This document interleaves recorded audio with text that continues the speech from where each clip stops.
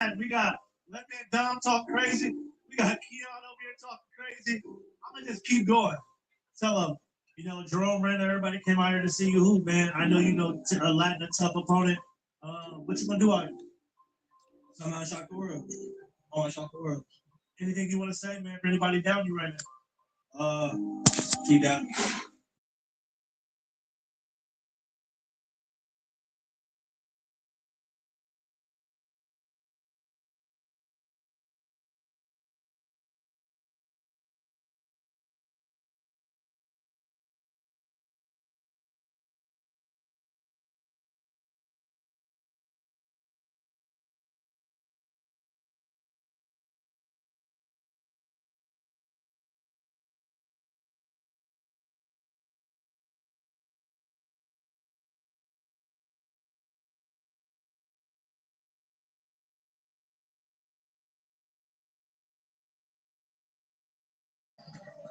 Let's do it. Watch his hands, man. Watch his hands, man. Shot. Yup. We take it. I feel like this is gonna be a good game for Matt. Obviously, plays super efficient and like professional and clean. Taylor is a little bit more predictable, and so it's gonna be interesting to see how these two styles clash. Obviously, make it free throw. See, we good. We good. You make a free throw. We good. That's a big problem. He's had a free throw bug lately, isn't he? Free throw is a big problem. Oh my God! Oh my God, man!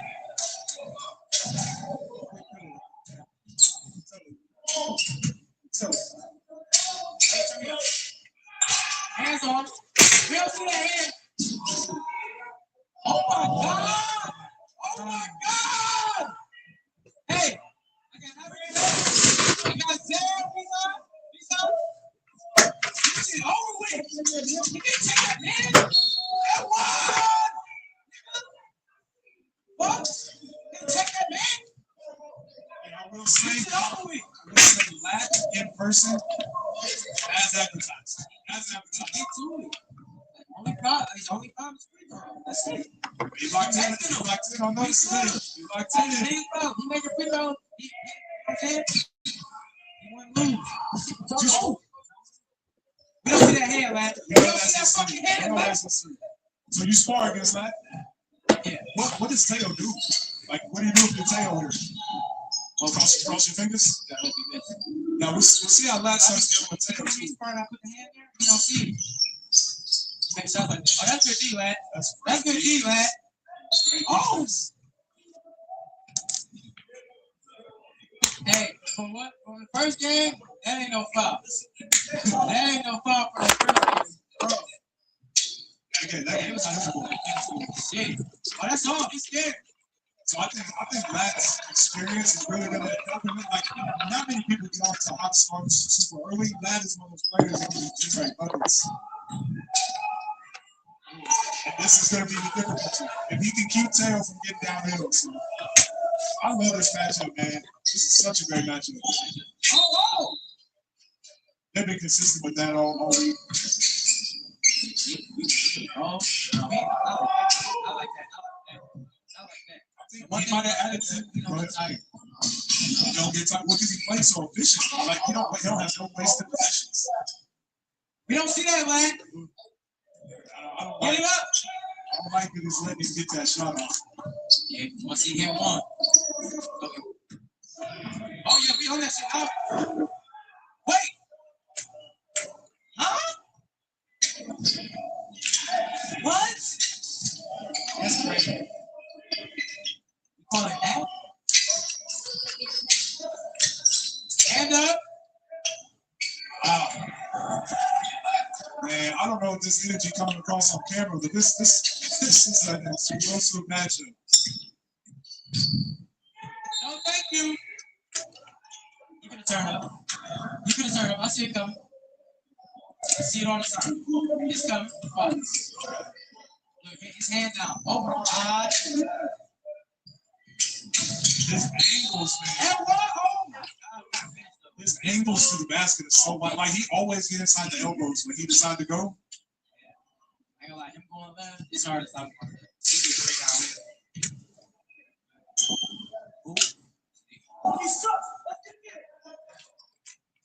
Sorry. We need those, lad. I like to switch and spin it on.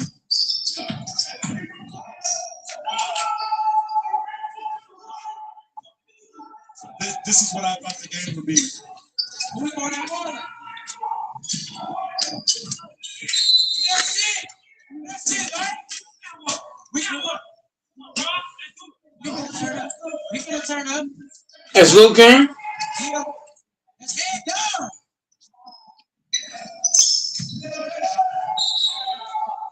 You know one thing, I didn't notice that. Lat like keeping the ball here, so you put your hand there because he really want to shoot from this side. I think he can shoot that three whenever he wants. We good. We good. You gonna wake up?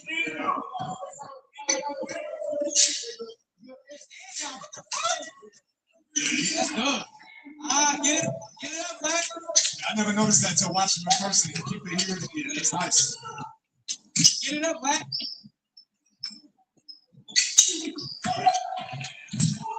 Good challenge. Good challenge. A lot of people don't challenge those after they get beat up here. It's a good job chasing that down.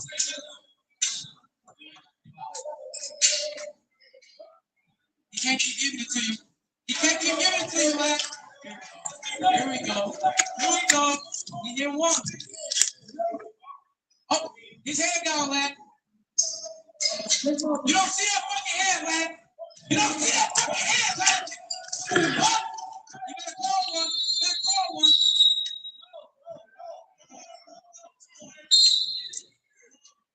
Hey, this halftime. This halftime.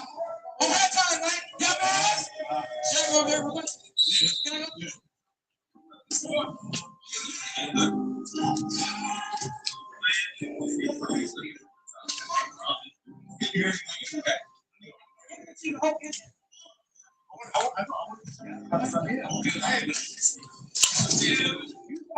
Right here and give him one fucking space right now. Let's go. But when you get the ball, look, hey, we're working on line, offline. Now we book. It says offline. We got a boogie from there. Look, that's All it is right here, right here. Don't get overzealous. Every chance that you react, all right, so he can't come. So you right here in this hip, make him go right. He wants to go left. It's quick going up. Make sure you take this away and make him go right. You'll expose him enough to beat him to that spot. But you got to take that left side of his hip. You are out there. Get up. Out there with Lat, man. It's halftime, 15-18. What you got to say to people? Game not over. All right, I'll take it. Chat, this video is sponsored by PrizePicks, man. PrizePicks is America's #1 fantasy sports app in the world. If you're not familiar with PrizePicks right now, download the app and use our promo code OTD, and you get some free money, man. You put in $5, they'll give you $50 in free credit, man. That's all you got to do. Use our promo code. It should be on the screen right now. OTD. That's it, man. Let's get back to the game. How confident does Lat feel right now? Very confident. He told us let it lock in. He didn't go to a timeout. He didn't go sit down. He just stand at the top of the key. Court. He told us to let him lock in, let him stay locked. So I know we good. I think he's got, like, as I said, I've only noticed it watching in person where he keeps the ball. So I think Teo thinks he's taking away the three. And then Lat gets the ball to a set point. I think Teo's got to just be on that right side. And obviously that's going to open up the drive. But I think you have to force Lat to drive for these next 15 points. Because if you let him sit up there and shoot layups all day. All day. And how many times have we seen this? So once he hit that one, it's bad. He hit that run and ran it off. Well, another problem is he should have called that. They tried to give him a timeout. He ain't wanted. Should have taken it earlier, yeah. Hey, because you lose them at halftime anyway, so you might as well use those two. Might as well. They're going in the hill, and I love it. I like the way he sold that. A lot of guys kind of fall into the pressure. You got to get them off you.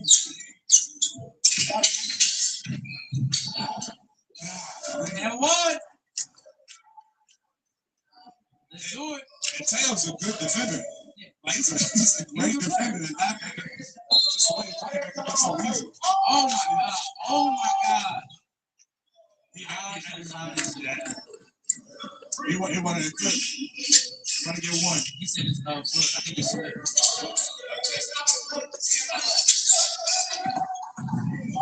Every time. Every time. Every time. Oh, his head down, lad. You don't see that hand. See, I can do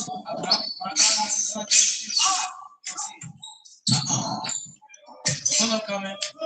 How do you defend that? You got a hand check, hand on the hip, or like you got to be active on the ball and keep you to turn and pivot? Like what do you do? I don't know. I switch it up. Give him different looks. For you, it's a little different. You got more options. You got more arms. Yeah. To give him that he making touchdowns all game. It just was to be.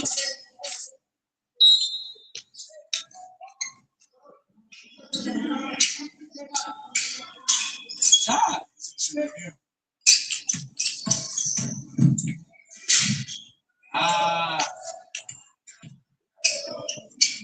So really, the more I'm looking at this, honestly, I guess it's less about Teo's defense. It's more about Lat's defense.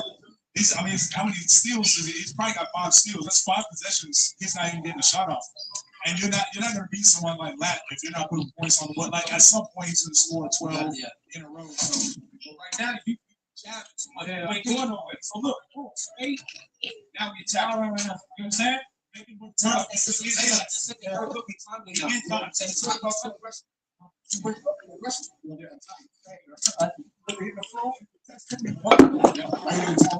You're not doing nothing wrong right now. When the drive's and he hits you, you're going hard. Being grounded with him because he's athletic quick. When you get out there and you try to get to that, he's catching you in there. So if you get out there and bump and get to your shit, that's more you are.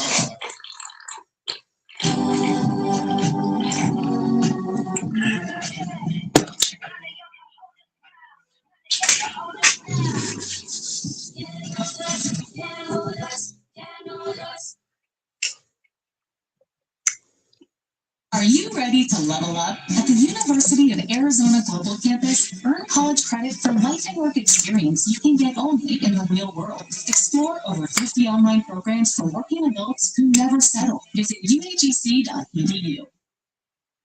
Everybody's potential is different. See yours with Acorns. Designed for you to easily invest every day. Start with just your spare change or set recurring investments and see where it could take your future's potential. Ready to see yours? Start investing with the Acorns app.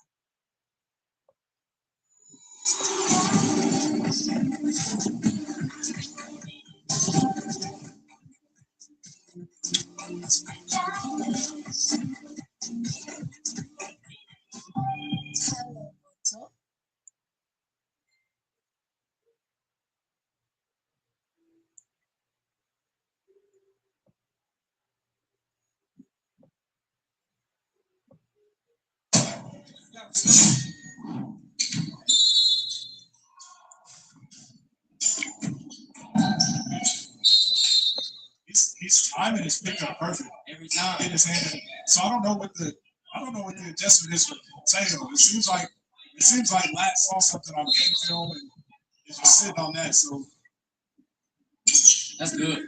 That's a shot. That's good. That's a shot. Yeah. Yep. There's nothing you can do about it unless you block it. He don't see that, Lat. Good.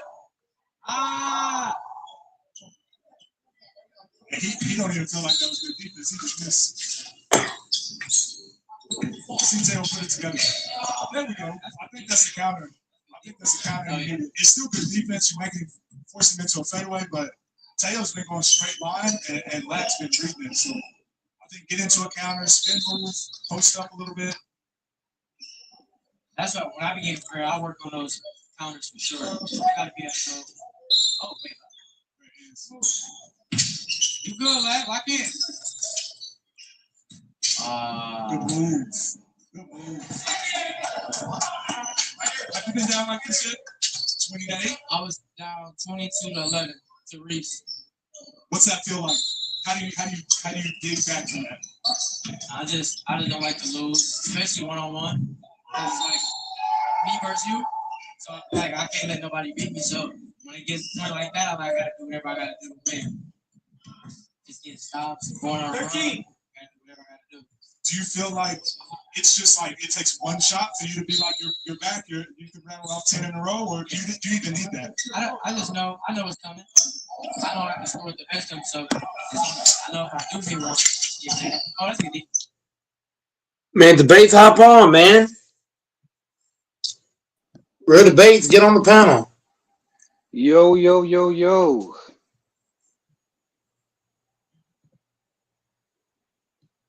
Yo, can anybody hear me? Yep, we can hear you. What's up? Oh, got you. I got you.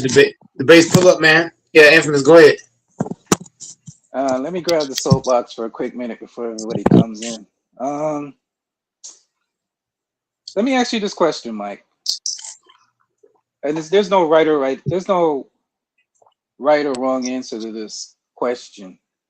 When you were young, right? Whether you be your grandmother, right? Is it better for your grandparents to be angry at you or disappointed in you? What do you mean by that? Okay. Let me unpack that. How did you feel if your parents said to you, your grandparents, for example, if your parents said, "Hey, I'm disappointed in you," or "I'm angry at you," or "mad at you," which made you feel worse? if I answer this question, you're not gonna like it because the way I'm gonna answer is not gonna be the way you're thinking. So I don't know if I don't know if you really want me to answer that because the way I'm gonna No, put it out there, there's no right or wrong. Remember, I said initially there's no right or wrong answer to this it question. It's it not a right or wrong it answer. it depends on the circumstance. Like if I go and give my absolute best, Mm-hmm. that's one thing. If I go out there and I'm not giving my best, Mm-hmm. it's another thing. I feel like Victor. I feel like he quit at halftime. He wasn't attacking the glass as much as he should have. Shooting too many jump shots, not being aggressive. I feel like he could have did way more. He didn't do it. He didn't fight for his team. Mm-hmm. He kept letting Brunson get in the paint, getting the little floaters and shit. So I mean, disappointed should be an understatement. I think his family should be angry with him Mm-hmm. because you got to play on the big stage. You're from France. You got to play in the NBA. You had a chance to help your team. And I've watched Victor now 3 games in a row. He costed his team. The throw off the back of Castle, and the foul, the last game, you kept letting guys sneak in and get rebounds. This game, you didn't fight for your team. You didn't rally the troops. I didn't see any emotion from Victor in this game. I feel like they should be angry and disappointed with him, just for the fact that he didn't put his best foot forward. You came out, your body language is off. When the Knicks took the lead by I think it was about 1 point or something like that, Victor just gave up. Like you can see his body language. Yeah, man. I mean, I think angry and disappointed should both be in the vocabulary Okay, when that's it fair. comes That's fair. to That's a fair comment. I'm not going against what you're saying. Here's how I look at it. I'm gonna grab the soapbox for a quick minute. I'm not angry. I'm just disappointed. And the reason I'm not angry is because again, this is a young team, right? I understand you don't get many shots at this type of opportunity. And if you want to be completely honest, this team is way ahead of schedule. If you want to talk about a team that's ahead of schedule, this is a team that's ahead of schedule. I'm sure when they started the beginning of the season, there was no plans for them to make it this far. I'm going to be honest with you. I believe the objective was to be competitive and see how far we get. But they probably would not have dreamed of making it this far. This team has tremendous potential going forward, and they're not going away. Victor is only going to get better. He needs to get stronger, right? So if he wants to battle in the paint with the big guys, rub shoulders with the big dudes, he's got to get stronger. Now that I've said that, let's get to the crust of this game. You said something the other night that should not be dismissed, and I'm going to give you credit for it, Goat Mike. You said the coach needs to coach better. I'm going to even take it. I'm going to take it a step further. I actually agree with you. I'm going to take it a step further. I think I'm going to take it a step further. They might need a new coach. Yes. They may need a new going forward. They may need a new coach because DEI I can't hire. What was that? Do you think he was a DEI hire, Mitch? I don't like that term DEI hire. I think that's a weird term. I don't like to use it. It's not a weird term in pro sports when they're required to interview a minority to get a job. So it's not a weird term. Doors, I'm not going down that avenue tonight with you. It's not going down an avenue. It's educating Doors, I'm not going down that road with you tonight. Let me. You go down it every single night. No, I'm not going down that road. The boy and the guy in glass house throwing rocks right there. Again, can I just finish my point? Mike gave me the soapbox, and I'm going to finish the point. And I'm not going down that road with you tonight. I already said it. I'm not going to. It's not a road. I'm just making an observation. Okay, then. Okay, fine. That's your observation then. But here's the thing, Mike. Not my observation. Okay. In the NFL, it's called. In the NFL, they call it the Rooney Rule. There's the same thing in the NBA and all sports. Okay, Mike. Okay, if you want to, if that's your point, that's your point. That's not my point. Okay, Mike. As I was saying, you said something that they may need a new coach going forward for the simple fact that Wemby is ahead of schedule. This team is ahead of schedule, and you may need to bring in a veteran coach to take this team to the next level, right? So now we've established the levels. They were to get into the playoffs, right?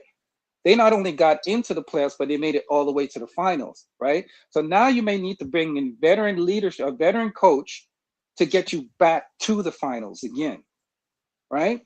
Now, the second point I want to make, right? The second point that I like to make is I want to address De'Aaron Fox. And this ties in with the coaching. De'Aaron Fox was wetting the bed, and he's wet the bed for at least, you can make the argument he's wet the bed for the whole playoffs. You can make that argument. Why, for the life of me, do you keep him in the game? He literally, because he's not qualified to be a head coach. Okay.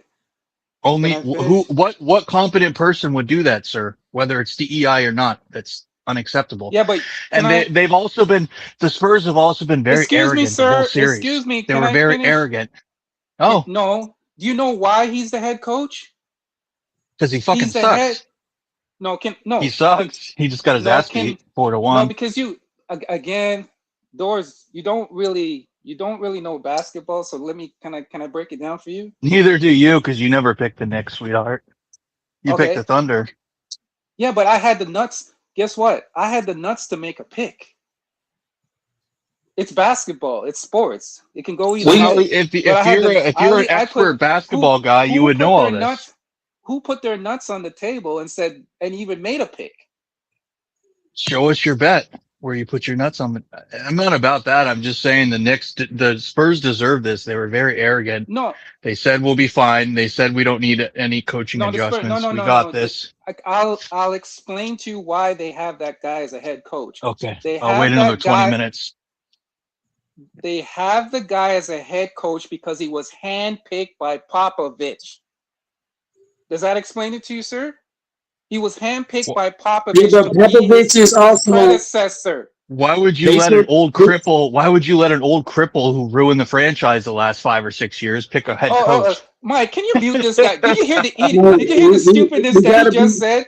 Popovich is. Did you hear the dumbness? Popovich is a fucking bitch. He won 5 titles, so let's let him do whatever he wants. You just made one of the most idiotic comments. Okay. Am I Go gonna be ahead, able to Mike. say? Look, I'm gonna say this: Get him the back in the nursing Spurs, home. the Spurs the Spurs organization should be ashamed of themselves. You should never allow a head coach to pick who's going to take his place as the head coach. That's up to the GM and the owner. Yep. The owner Yep. and the GM is supposed to be the ones deciding who the coach Yeah, is. but it would No, have to be co-signed by the owner and the GM, sir. no, but the owner, no, but here's my thing Let- though. They Can gave he? Can I Popovich too Popovich much finish? autonomy. does Can I Popovich finish? have, Can I finish my does point? Popovich not, I'm I'm gonna going to say land the it plane. again. Does Popovich not have an illness? You let a guy that have an illness decide who should be the head coach. Make it make No, sense. he was the assistant coach when Popovich got ill. He took over.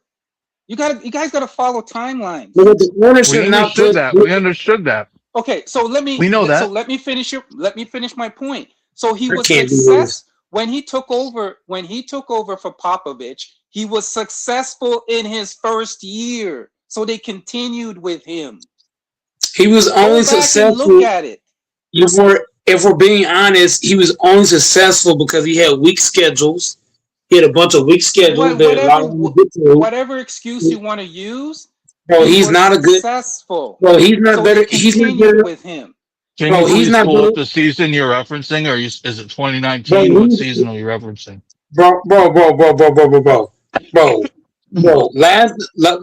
This is the first time that Mitch Johnson made the playoffs. And You if said we're he had a being great honest, season. Sorry. hold up, doors. I'm gonna tell you why the Spurs are in a bad place.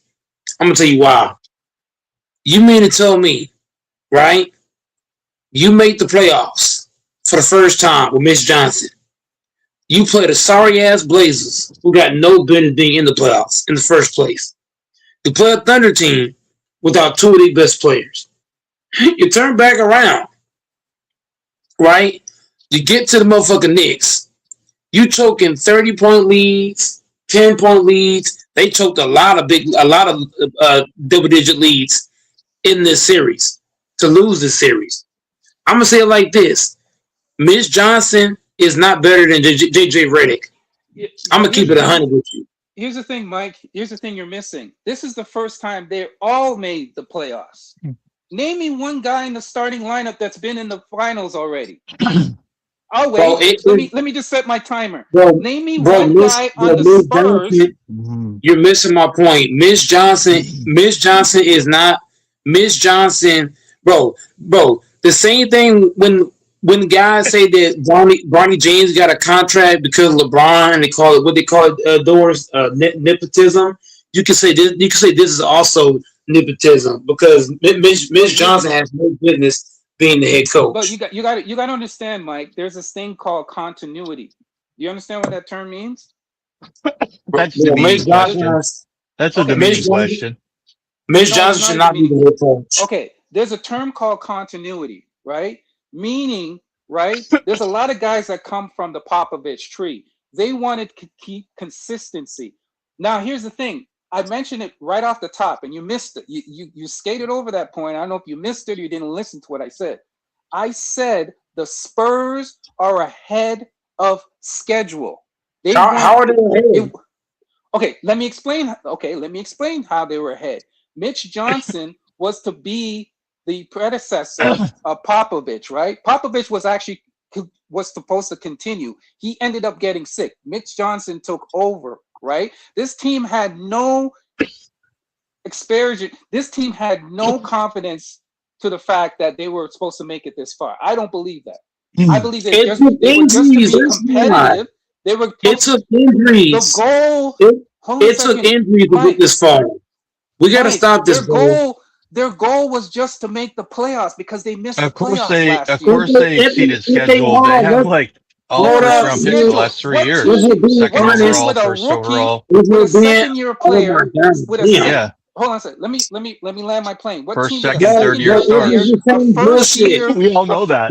You're saying bullshit. They play, bro. If Ant-Man was not injured, if we're being honest, Ant-Man was only 40, maybe 50% healthy.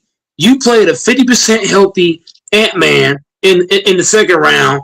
In the first Oh, here round, we go. he Here played we the go. sorry ass sack It of shit doesn't matter. Blazers. They played We can who they use had to that. play. I hate these That kind You of know, I'm doesn't just saying, count. arguments because we can use these no, but arguments for I'm just every saying, single oh my God, playoffs. I'm not trying to yell, hold up, time out. I'm not trying to Oh keep boy. yelling.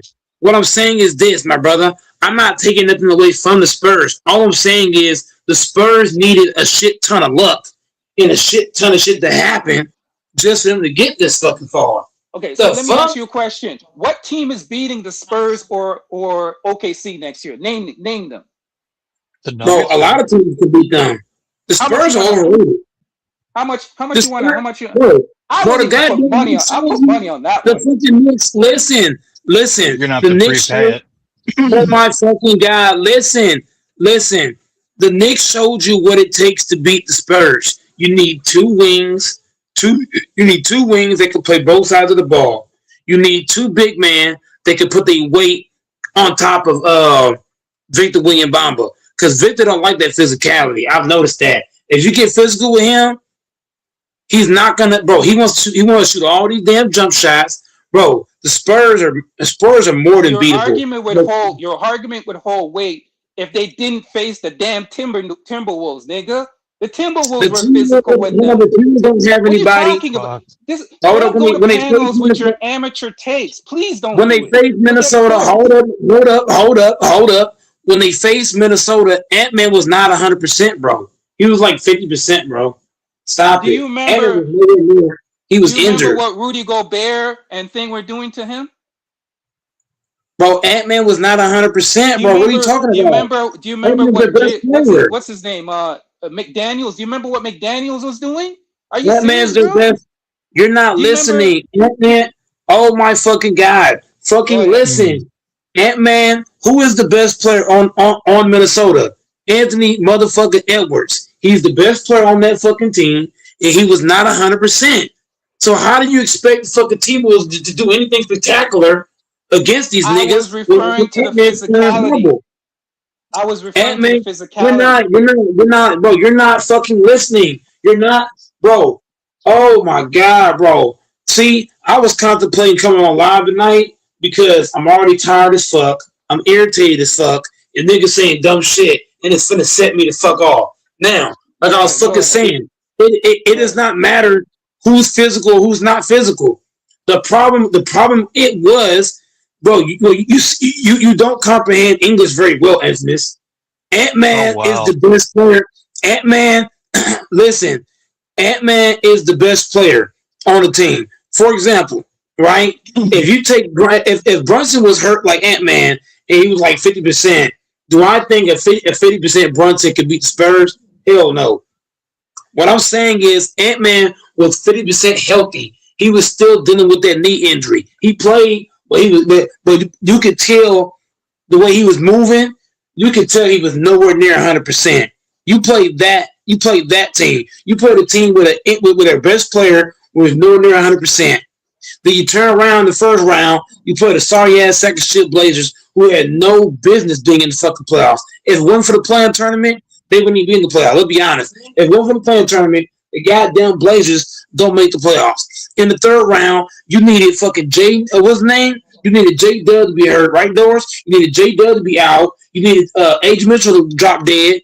That's what it took for you to fucking win. We gotta stop this shit, man. The Spurs are overrated as fuck. They are, bro. They're not that team. They're not. Okay, are you They finished? need Are you everybody to be They're finished an hurt. If making? you extreme. watch, Are you hold on, finished? hold Okay, up. go ahead. If Go you ahead. Go watch the ahead. hold up, Nick, hold the fuck up. If you watch the Knicks, right, over the last two seasons, the Knicks played in the playoffs. Only one guy got injured that I saw, and that was what's his name? Tatum. Tatum was the only guy that got injured between the Knicks' last two runs. In this playoff run, who for the Knicks got hurt? Who on the Hawks got hurt that played the Knicks? The Hawks were fully healthy. Every team that the Knicks played this season in the playoffs were fully healthy. The Spurs played injured teams, and it showed in the motherfucking finals. Period. We got to stop this shit. Go ahead, Dante. Okay, Talk your shit, can I nigga. talk, or are you gonna can I talk, or are you gonna keep interrupting me? Well, Can I'm I gonna go talk smoke a too blunt. after Dante and Infamous? I'm gonna go smoke a first of all, blunt. I'm yeah, done. go smoke a blunt. Because here's the thing, Whoa. he can't go to any panel with those amateur takes. Because you can Man, make that suck my excuse dick, for nigga. any you can make that Get on excuse your for fucking any knees. finals run. Get on your Any knees and finals worship me, run, you bro. can make that excuse. Suck That my is a cock, nigga. horrible take. Suck my cock, nigga. Get on your Bro, fucking knees. please do not, I'm not that type of dude. Maybe Doors will entertain you with that. I'm not that type of dude. Please do not entertain me to your penis, sir. I thought you were into women. I guess I was wrong. I'm sorry. My bad. Get My bad. on, get, My bad. get on your My knees, bad. nigga. Get on your My fucking bad. knees and We shut up. love you, Infamous. I was just giving you a hard time. Bro, I'm just, you need therapy, you're a good bro. guy. No, you're cool, man. You're not getting women to this point. Now you're entertaining men. I thought I was trying to help you, bro. It looks like you're too You're far good, gone. bro. We're all You're good. too far gone. I'm. But I Doris, kind of started he it might by you getting you might take up riled that up, offer, Infamous. I was just shitting on what you were saying. I apologize, bro. Infamous. If That was you wrong. that's No, fine. That's That fine. was wrong of I me. don't get upset about no. He this. I just don't get said to upset me, about We're this. no. cool. We're We're cool. not chilling out. No. King, hold on. King in the chat. King in the chat. He disrespected me first. I'm not chilling out with no disrespect. He disrespected me first. The fuck? Bro, as you know on this panel, I never disrespect anybody unless they come for me. And For the that's most cat. part, You I get don't disrespect people until they You come for said me. take them I amateur don't say takes. nothing to anybody until they come for me. You said out your mouth, take them amateur. You said don't bring them amateur takes. This, that, and the third. So I'm Bro, it is begging an your amateur man. take. It is an amateur take, sir. Man, get on your I said, fucking do knees, not bring bro. that take to other Get on your panels. You'll fucking get knees, laughed bro. at. I'm just Get trying on to your help fucking you. knees. I'm telling Get on you, your knees, I'm trying to bro. help you. Get on your I'm knees, You're literally bro. not trying to gonna help let. you. You're not gonna let Dante celebrate his You moment. got echo. The bass Let got an Dante talk. echo. Where the bass got an echo. But go ahead, go ahead, go ahead, go ahead. The bass echo. This is New York's moment. The bass got an echo. Infamous, nigga. Get on your fucking knees and shut up. Bro, Is Dante on the that's panel? for you and your boyfriend. That's not for me, sir. I don't Is entertain Dante that. on? Get Oh on my your god! motherfucking knees, nigga. Hey, You want to talk that real gangster debate, sir. shit? Real debate. Are you there? I thought you were gonna go smoke a blunt or something. Hey, You Or was at the talking end of that the shit. day, at the end I of the thought you day, said you were gonna go gentlemen, smoke a blunt. the San Antonio Spurs are Stop front runners. talking shit then. They're front runners, bro. They Okay. choked down a 16-point lead with a chance to save the series. The coach made pivotal mistakes at the end of the game. It was just crazy. Exactly. It was That's just a true. That's true. crazy game, bro. Fox was Okay. ass once Fox was again. ass. Fox cost them I 2 mean, games. Why is nobody Wemby talking got him a about that? good 3-point look. He couldn't get that done. Thank you. Fox choked. Fox can first of all, Yeah, but he real kept him debate. in the game. Infamous. Real debates. Then Can all I you had to real do debates? was Can make let one me free talk to throw you. and Let let me talk. Wemby dunk it Doris, in off Doris, the can you step lob aside for or one quick minute? rebound. Let me Couldn't talk do to real that until debate. they needed to get 3 points. Like there was a lot of stuff they could have did to still save themselves at the end of the game, Thank you. coaching Fox, wise. When Luke Cornett Comes real down fouled to debates. like that, when coaching. Real it was debates. It's coaching. 93-90, when Luke It's Cornett fouled coaching. like that, bro, well, listen, you got 26.4 seconds left, right? They have 14 seconds off the previous foul. Bro, let them get the fucking ball and run the clock out. And then you don't have like Facts. 7 seconds left to go for the three. I'm gonna lose down 3 and just keep fouling and keep letting them go up. Like that's crazy, bro. It's Like crazy. Here's the thing. Real debates. Did you see that? I want to ask you this question because it sounds like you watched the game. There were 3 possession. Fox came down to the middle to the middle of the key and took a shot. I'm like, dude, brick. He bricked why 2 are you mid-range shooting? You jumpers. bricking He everything. kept bricking. He kept bricking. Wemby. You can tell Wemby is doing what the coaching staff is telling him what to do. He got Fox a clean look, no hand in the face, no nothing. Wemby was a decoy, just like you said. Kicked it out to him for a clean 3-pointer. Brick. They should have been trying to get Wemby some more easy lobs, man. I just don't understand how that Facts. didn't happen. I don't understand how that didn't happen either. Because here's the thing, Mike wants to talk about Because Brunson. the coach is bad, bro. It's the coaching. You don't understand how it happened. It's Mitch. My It was a bitch, coaching Mitch. problem. No, I'm blaming Mitch. the coach too. But guess what? Guess what, Doors? The coach is not on the court. So part of it, yes, is coaching. I do agree. I'm not disagreeing with you, but part of it is the players to execute the plays. Like you can't.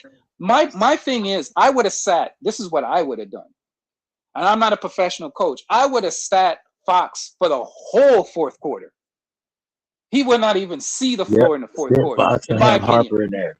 can you elaborate? Can you elaborate on that real debates? And I would have had Harper at the 1. I would have had Vassell at the 2. I would have had Keldon Johnson at the 3, Champagne at the 4, and Wemby at the 5. That would have been it right there. That's the lineup. Fox gotta go. I said that multiple times, man. He gotta go. Like, if they don't get rid of this dude and keep him, they so stupid. Like, I don't know what happened to the Fox with the braids that get downhill, didn't give a damn, shoot every once in a while. Real debates. You know what's gonna happen, right? I don't know what happened to that guy. I don't. But real debates. You know what's gonna happen. They're gonna come out and push out a report saying that he was injured. He was playing hurt. You know that's gonna be the excuse. Right? Oh, then he should have been playing. I'm calling it right now. Been playing there because but they're gonna say he pushed thing with through Ant-Man. it. Hold up, same thing with Ant-Man, right? Ant-Man dropped like 30-something points in one game in that series. He won in one game in that series. So if you give him credit for that and he was injured, then the games that he played and he lost, then that's on him too. Right. I agree. Period. Don't play him. Don't play him. Ant-Man was not 100%. All I'm saying is Ant-Man was not. All I'm saying is this debates. Ant-Man was not 100%. I'm not saying that takes away from the Spurs winning, but I'm just telling you what it took. It's true. The timeline you said about the his injury every team needs is true. Real debates. I understand that every team needs some kind of luck, a magical whip to do what they got to do. But we cannot act like the Spurs did not have the same luck that Giannis had. Remember how Giannis, when Giannis won in 22, and a lot of motherfuckers was hurt left and right, and he went finals of 1? It's the same shit with Victor. Bro, the fucking Thunder had 2 of their best players not playing.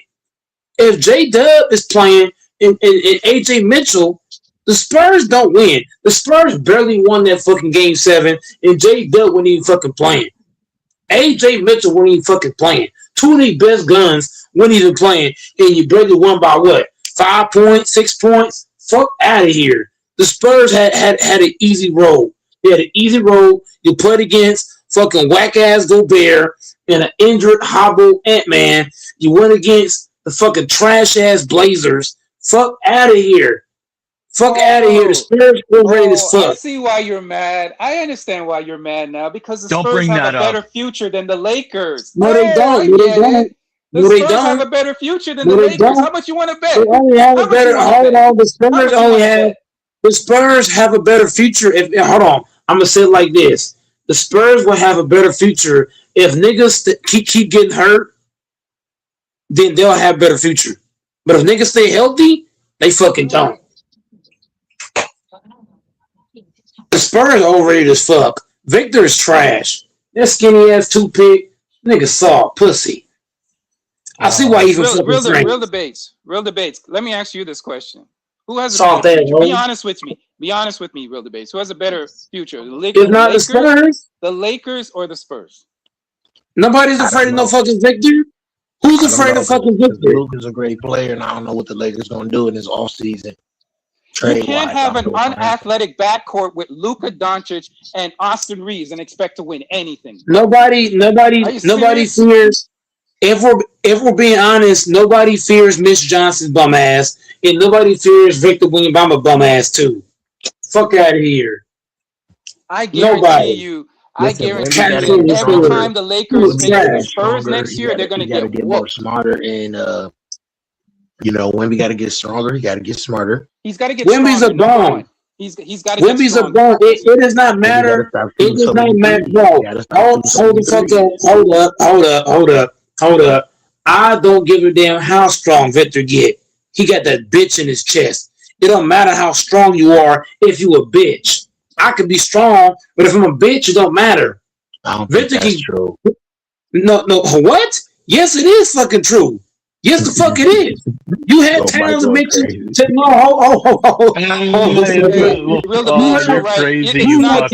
It's not true. He's an amateur basketball takes. Don't pay attention to Shut the fuck up and suck my dick, bitch.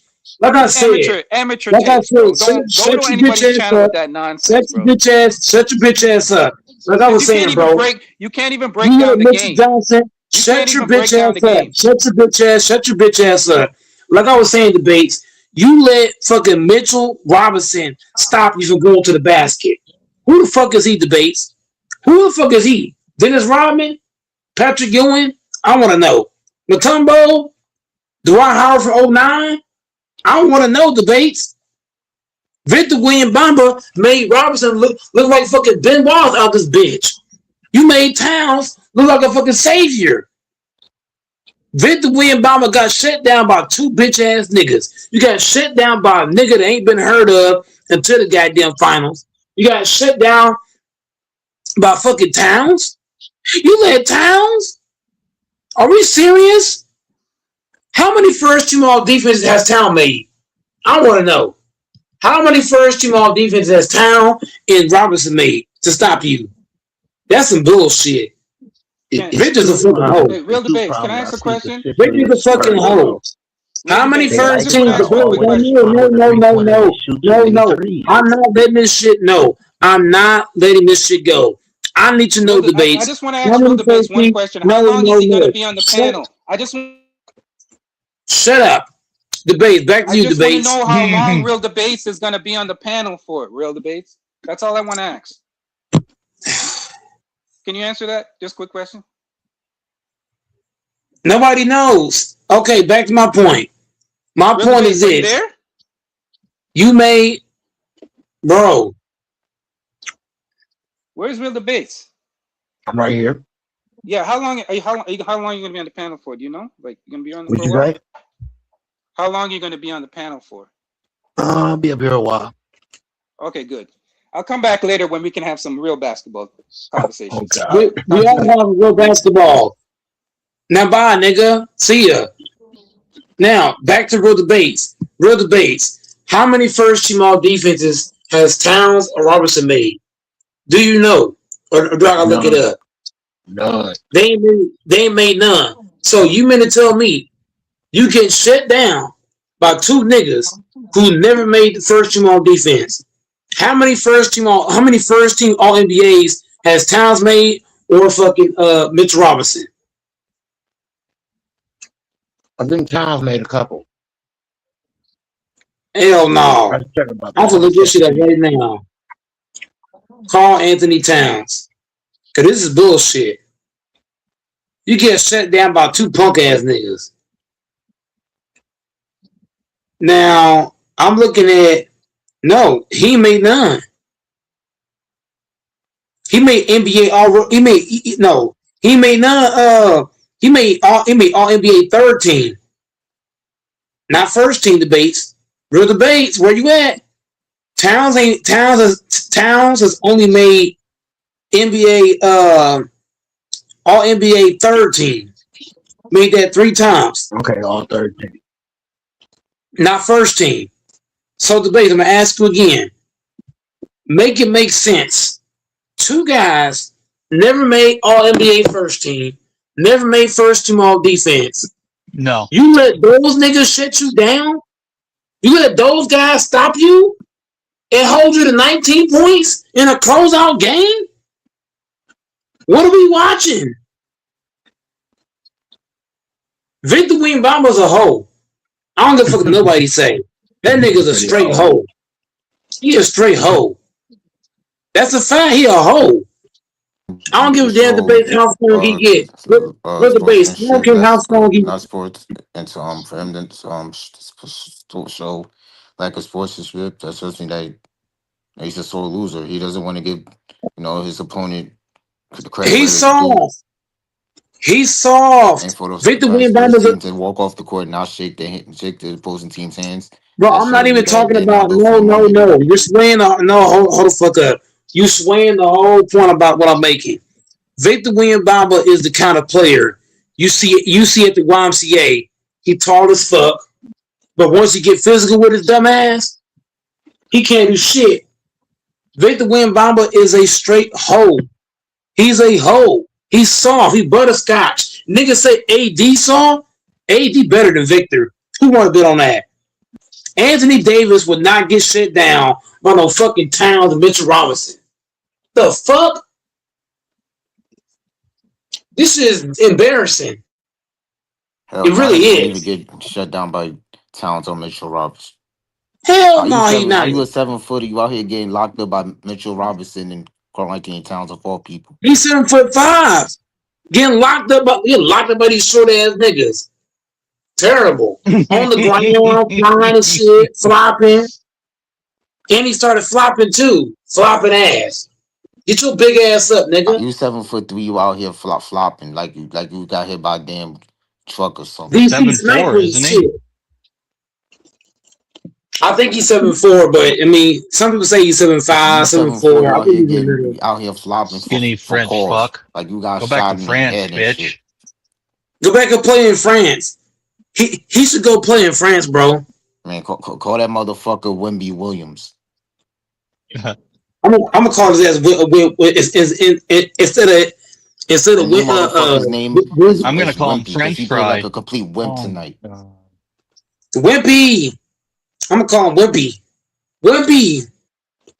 That boy solved this shit. Hell yeah, Anthony Eason. Bro, Carl Anthony Towns does naked commercials. Yeah, I know that shit. Carl Anthony Towns got commercials. Nah. I think he was nude on the cover in 2015. But the point I'm making is, He posed Dante, nude you on an can't get ESPN magazine. you let a guy that has a naked picture of himself on a magazine. You let that guy shut you down. You let a guy in Mitchell Robinson. Robinson had a broken hand, right? He had a broken hand or some shit. You let that guy shut you down with a broken hand? What?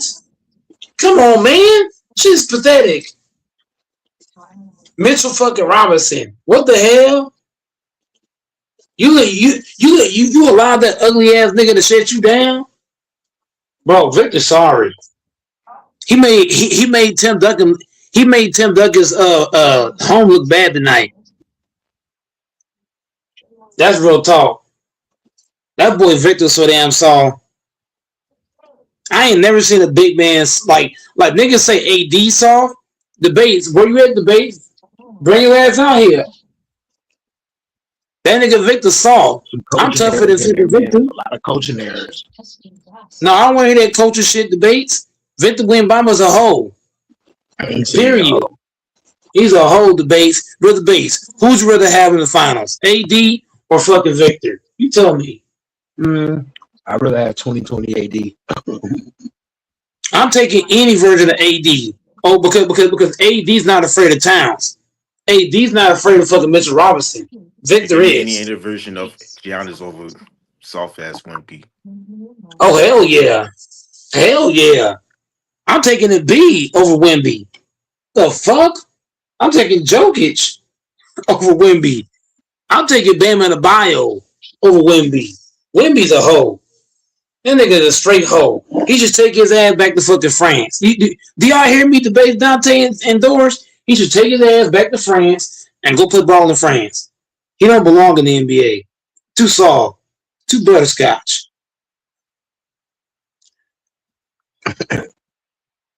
Wemby ain't lead shit to the damn finals. Wemby had the bro. How many injured teams did Wemby play in the playoffs, Dante? You played the injured Minnesota T-Wolves. You played the injured OKC Thunder. You played the sorry ass Blazers in the first round. Fuck out of here.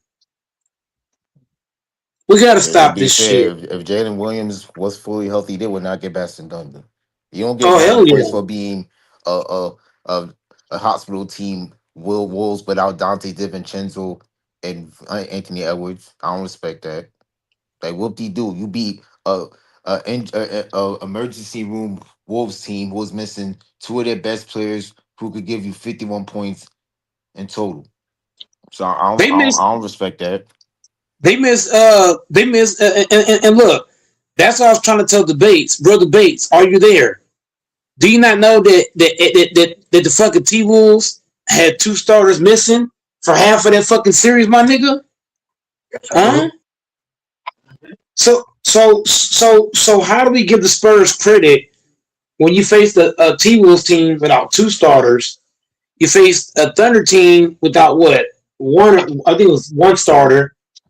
But he was the second best player though. Think about it, debates.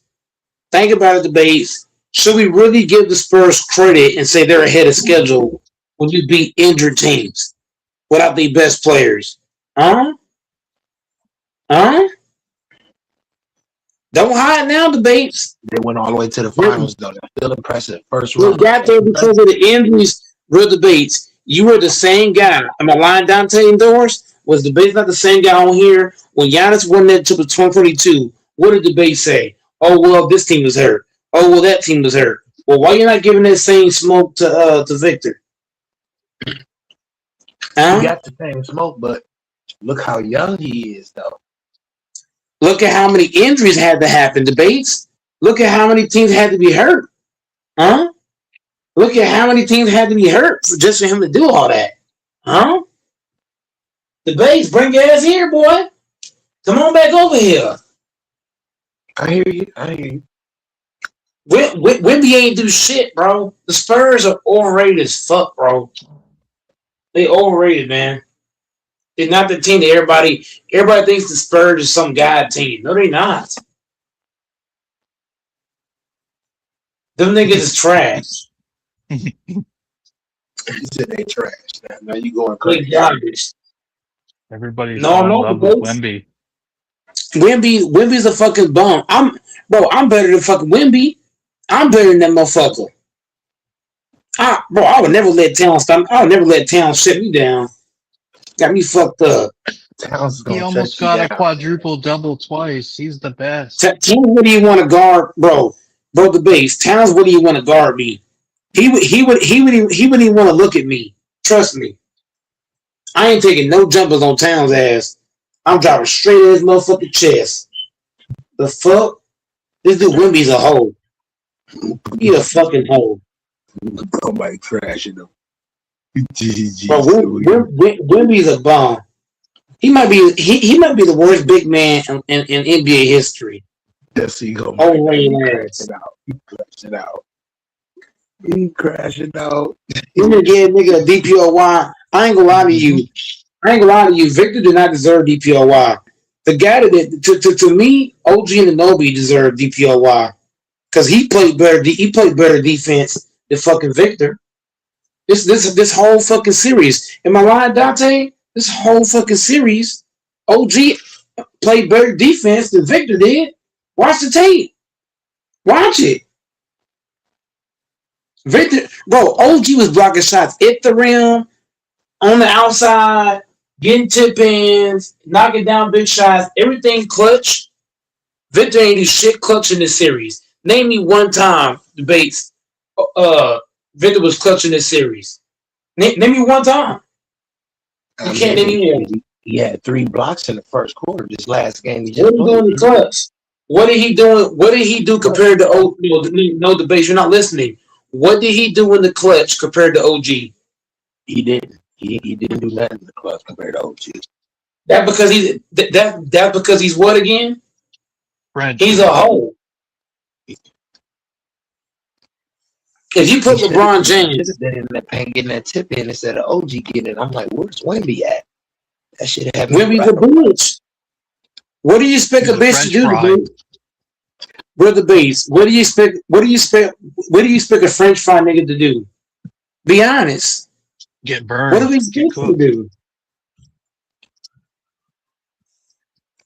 Nigga was crying walking out the fucking court like a big ass baby. You should have been crying. You should have played harder. What's the point of you crying now? That ain't gonna solve the problem.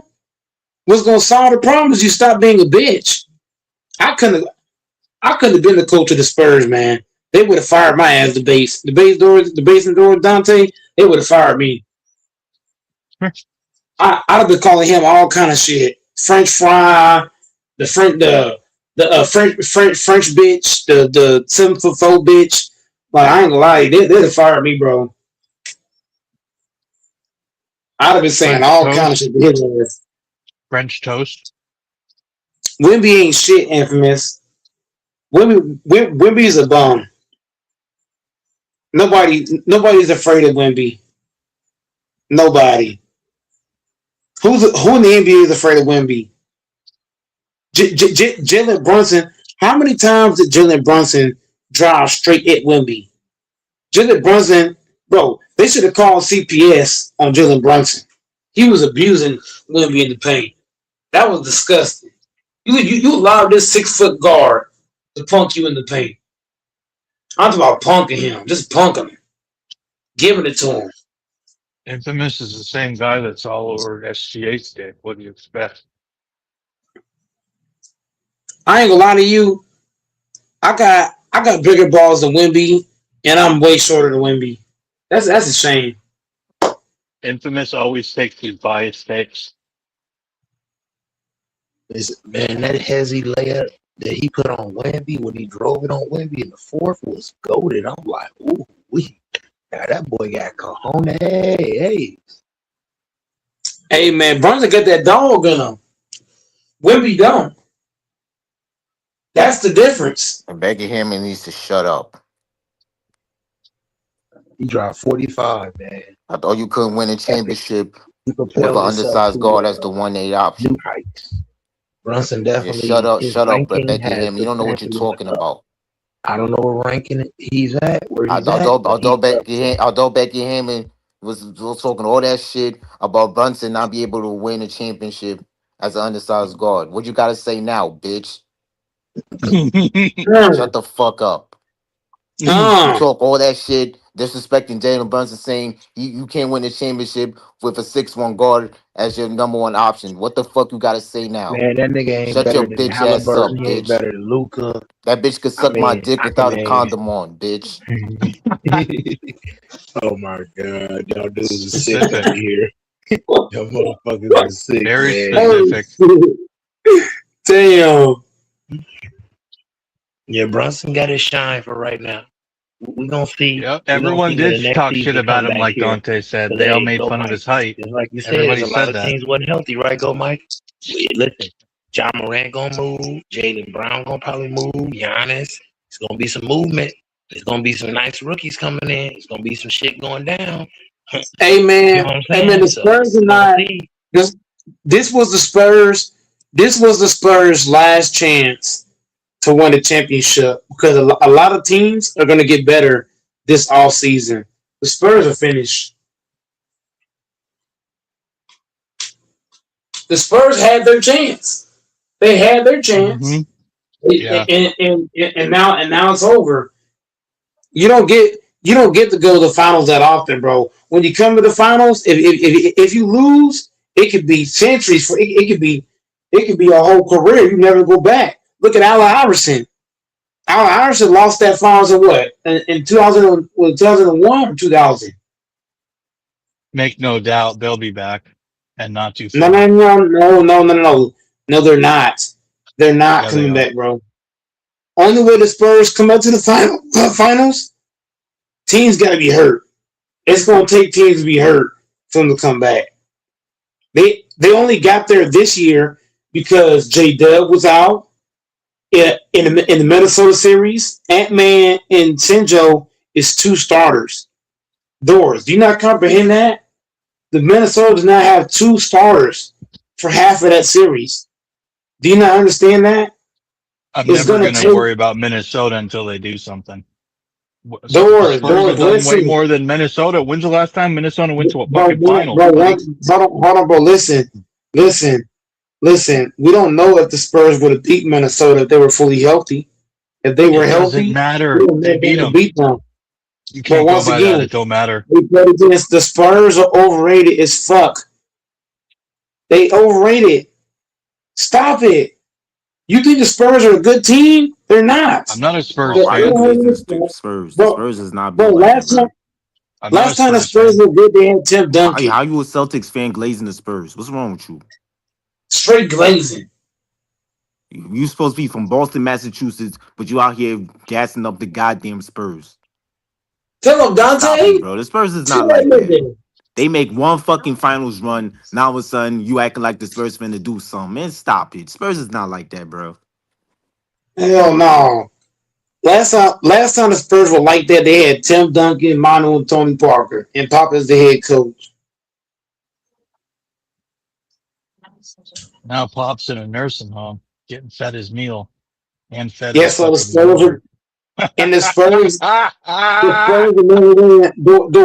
Doors. What do you want to bet? The Spurs will never win a ring without Pop. Without Pop, they ain't winning shit. Watch what I tell you.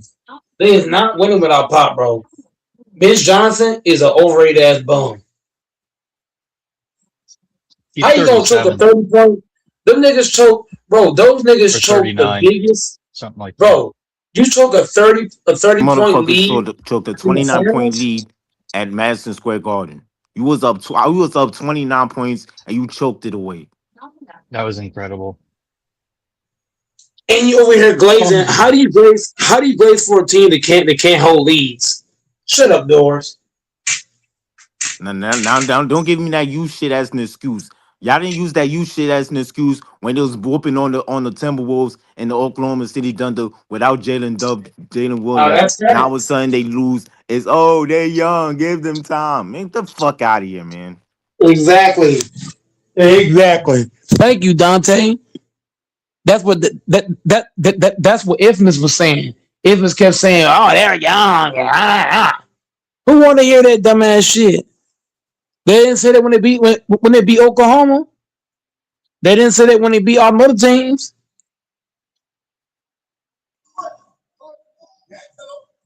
Where you at, debates and Doors? Where y'all at? Y'all hiding? Where did Texas go? He slithered off. He should be celebrating. That nigga debates hiding now. Texas is a legend. I mean to scare you like that, Congratulations, debates. Dante. Congratulations to New York and to Knicks. Cool, man. That's awesome. Nothing but respect. I didn't mean to scare you, debates. You know what I'm saying? I just be in my bag sometimes. You know.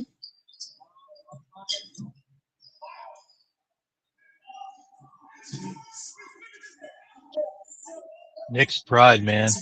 There's going to be a lot of Knicks memorabilia and merchandise sold. Shit. I bet Woody, what's that huge fan?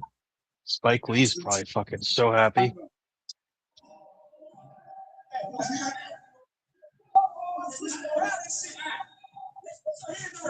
That's cool, man. It's a cool story. I'm telling you, we good over here. Damn. Good. Oh my God. Can't win them all.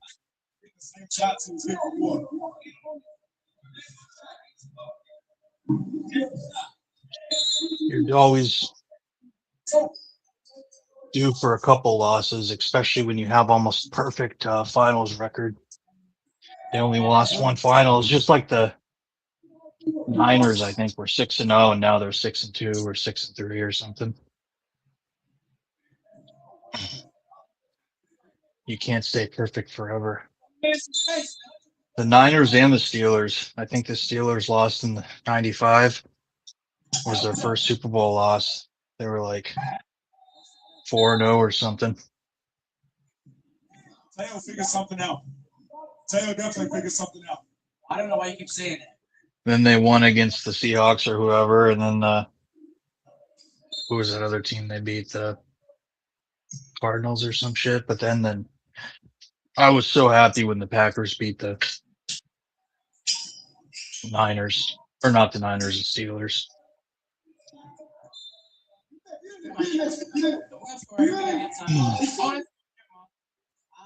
Can't root for a team with that supports Big Ben, man. That guy's disgusting, Big Ben. That guy's a predator. New York's apparently going crazy right now. Honestly, this reminds me of the Star. Your game against Star.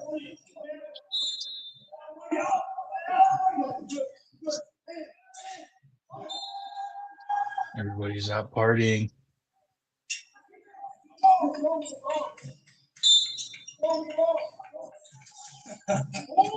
Oh, oh my gosh.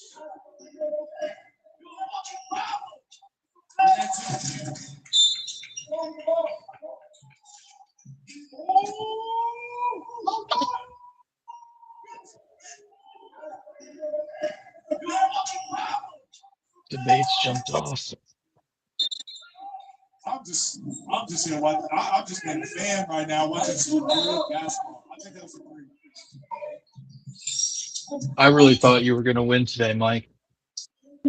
I can't You said believe that what? the Spurs. I can't believe the Spurs lost again today and blew the game. That's insane. I already knew the Spurs were gonna lose because their body language was bad and throughout the game they had body language. Like the first when the game first started, I was at work watching. When the game first started, they had like the Knicks had like 5 or 6 off rebounds within the first couple minutes of the game. I'm like, damn. I said, oh, the Spurs gonna lose. Even when the Spurs had a big lead, I said they're gonna lose because they're not rebounding, taking bad shots, not playing together, guys not communicating. So yeah, I already knew the Spurs gonna lose. Like in the first quarter, somebody said the Spurs gonna win because they had a big lead. I said, hey bro, the Spurs gonna choke their lead, bro. And hold behold, fourth quarter came. That's what happened. Oh yeah. Our turn. You miss a free throw, we gotta go on our run, baby.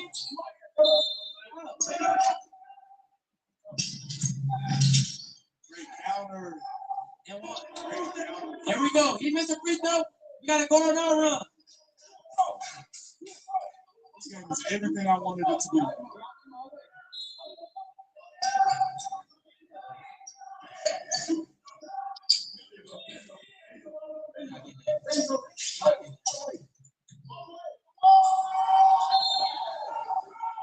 So I know he's not getting that steal there, but I think you have to guard that way because it forces him at least to turn his body. At least you don't get the jab three.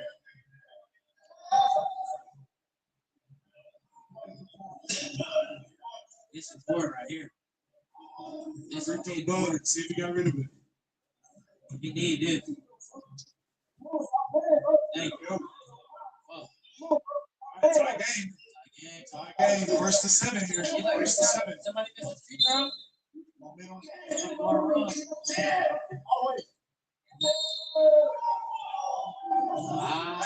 That's it. Those ones are tough.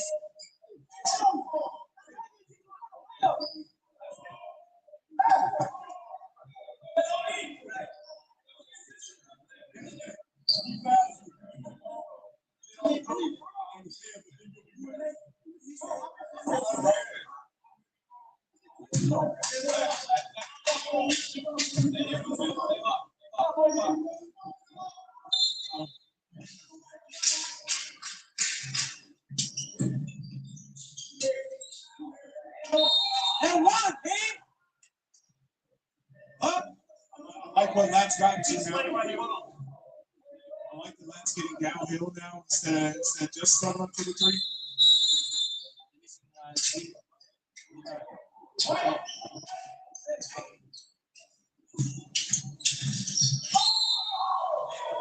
Bro, that gotta be intentional. He can't stop him.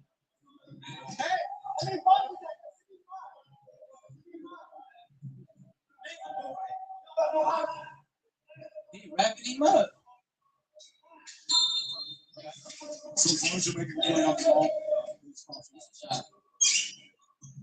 It's a shot. Game. I mean, not game. Ooh.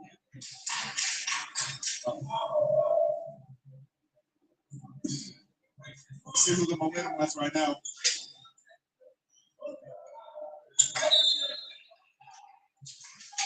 You need to stop.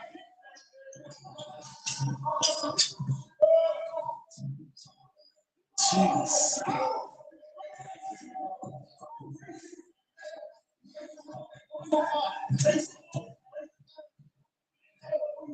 I feel like he traveled, Red. Hey, Red. I feel like he traveling. All threes, bro. Ooh. He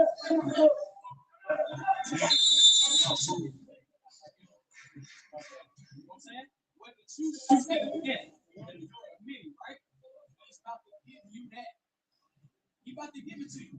Because you have not went back to him. He don't know it's coming. What you want to do now, what he's doing is anticipating your drive. If you take two, listen to him. He's staying with you. Take two, change directions, and go back. He's not recovered that way. You're going to have a lot of delay. Listen, do that. Always.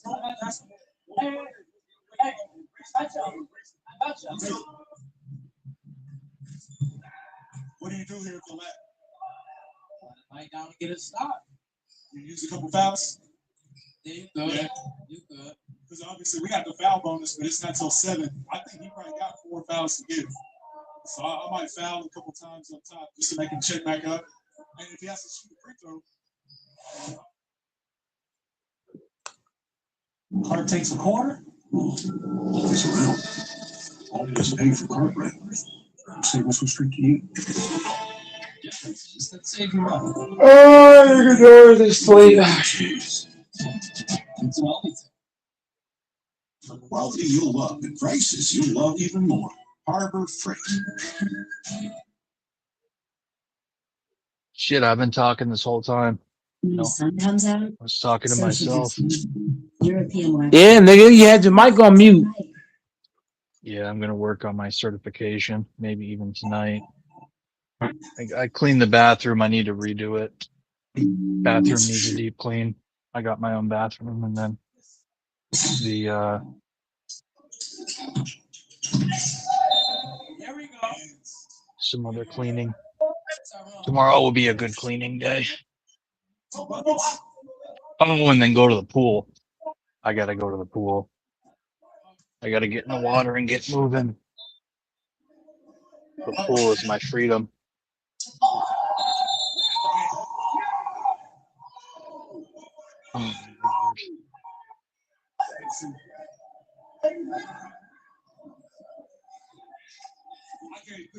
I couldn't see it. I couldn't see it. Did you say you were a good swimmer?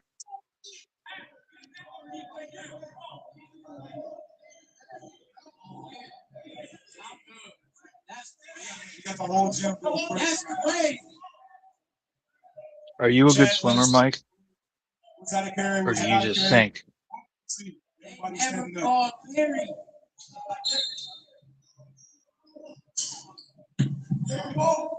Great defense. Good to fight another day. 76%. Oh my God. We got to go on a run. We can't keep giving it to Good challenge. Great finish. Hold on. Hey, 1 possession game each. Hold on. You got just go. I got you. I'll man the stage. Just go. Y'all couldn't handle it. Game point. Game point.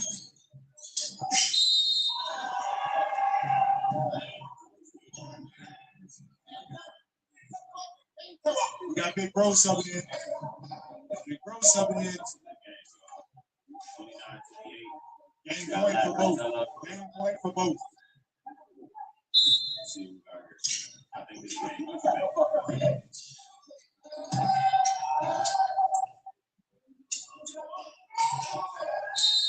Oh my God. Is this what you thought you would see? Is this the game you thought you would see? I didn't know it's gonna look like this. It's a great game. It's a hell of a game, actually. It is. I feel like both guys can beat it. They're both giving it their all. And it's an amazing display of offense, to be honest. Hey, what's that? Nobody say shit to him. It's on you. Nobody gonna go through this moment right now. This your moment. I got one thing to say. Oh shit. He got who protect the ball? Whatever you do, protect the ball. Yeah. If he's moving, you feel like he got to beat. You gotta, you can't get no. He gotta get a free throw for one. both players.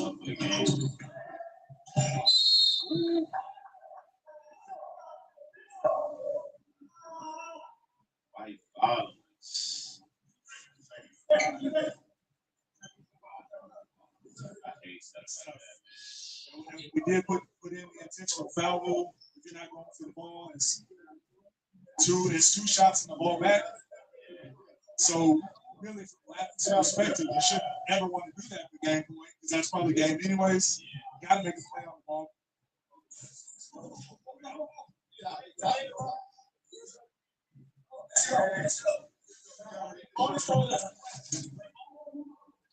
But I don't know if this shot is for the bonus, but I think every foul after the bonus. I think it makes it. What do I know?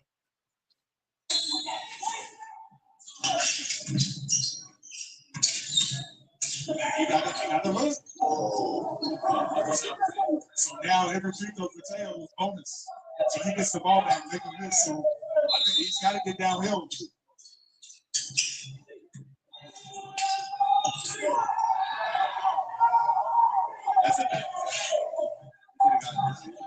Maybe a little bit more patient up here at the top of the league.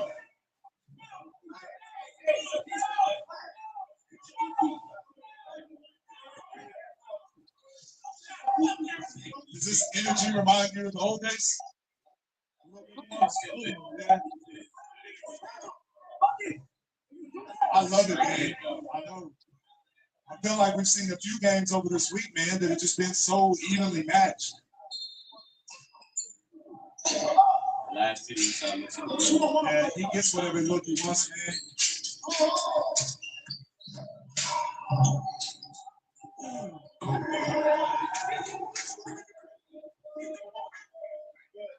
Next two possessions is game. It's flat or tail right. That's it. They don't go past. They don't go past these two possessions. Yeah, I agree. Oh my God, why? He's in the bonus as well.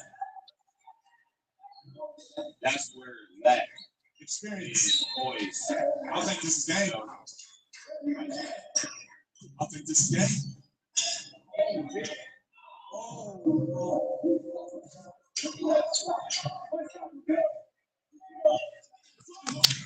Oh shit.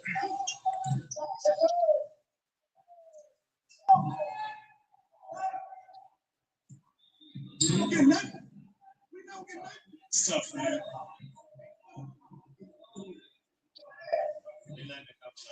Let it go. Like I I feel like as a player, as a hooper, you got to have something you can get to, even if you know the game is like that. You almost got to have a different package for when they're two hands on, hand checking. You almost got to have a completely different package. It's like if you ever played street ball, like a street ball tournament or something, you play completely different than you do in the local bombs.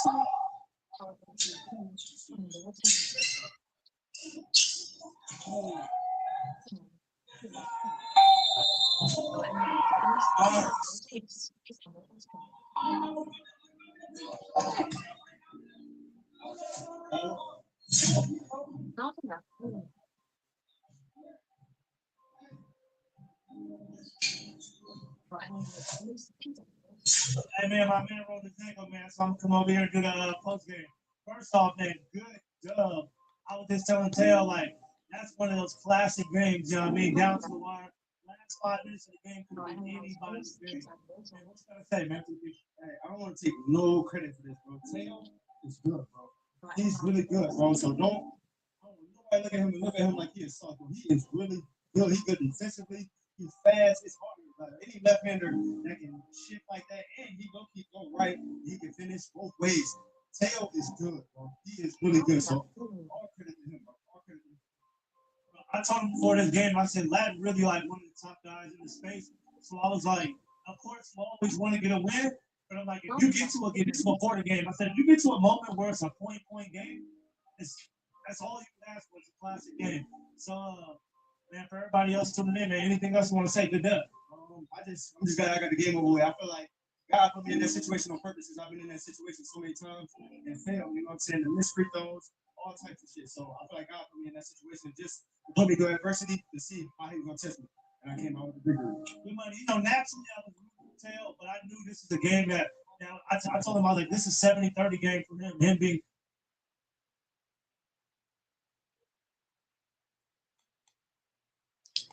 I guess Doors is jacking off now.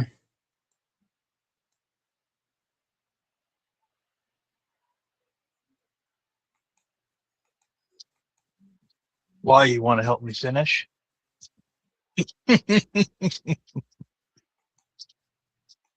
Hell no.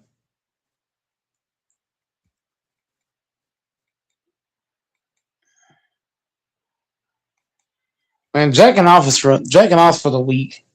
Real men don't do that. Real men go get some pussy. You want to go out, dude? This dude always wants to go out. You didn't eat your dinner, Bubba. I'm gonna get the kiss before he goes out.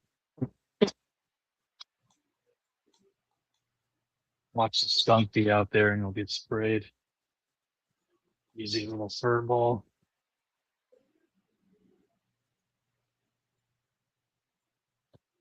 The date's hopped off.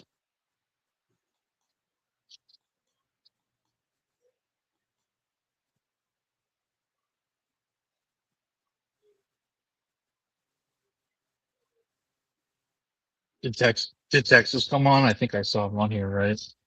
Or did he not come on? Mm-mm. Okay. He must be pretty happy. I think he said he bet with the bookies, so he printed pretty well. I didn't make any bets besides,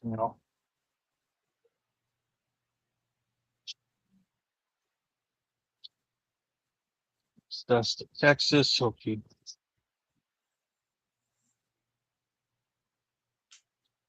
Sorry it worked out the way it did for you, Mike. We've all been there.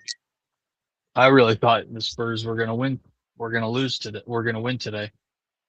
I really did. And After the then first after the first quarter, you already knew who was gonna win. So Google taught my team to help create something new. That's your body, your goals, and your life. it wasn't until it was like halfway through the third quarter or the end of the third, and I was like, No, not at all. I've seen this before. If you go back and you watch the first quarter, all you're looking at is they got a lead. But you're not looking at the mistakes they was making with the lead. Not boxing out, not playing defense, losing contain, giving up shots. Like you can have a lead all you want, but if you're making mistakes, that lead gonna eventually disappear. So when I watched that first quarter, I didn't just look at it's 27-15. I looked at okay, how many boards they getting? Are they boxing out?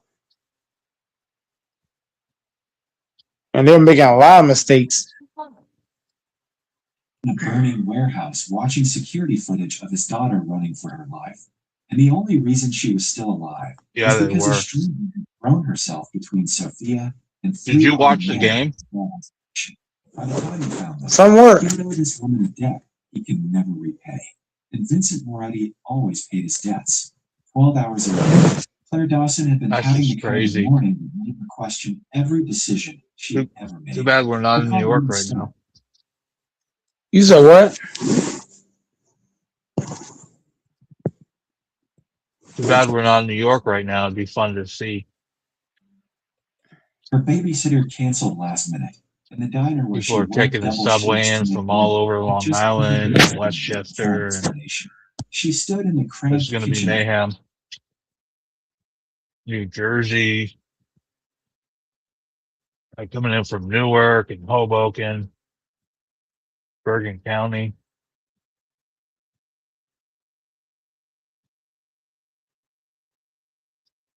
Damn.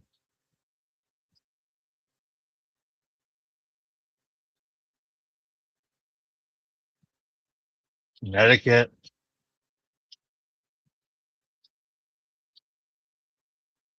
New York hasn't had anything to flex on since the Giants in 2011.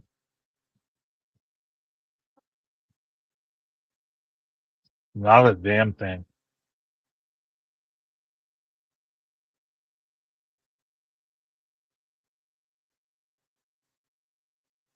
I mean, they're used to always winning titles between their franchises.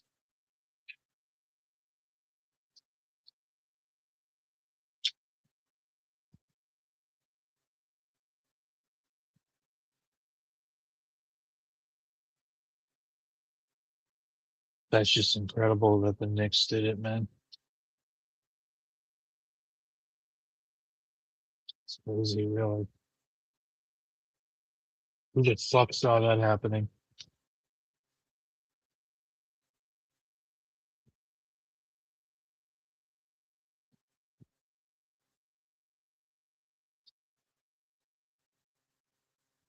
And that's the argument I always heard is he's too small. Your star player is an undersized guard.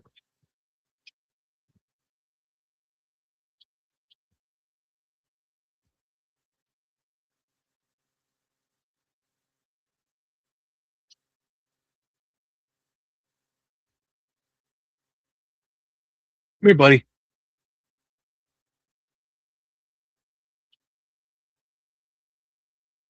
What are you barking out there, a toad? Come here. Come here. I'm just listening to you.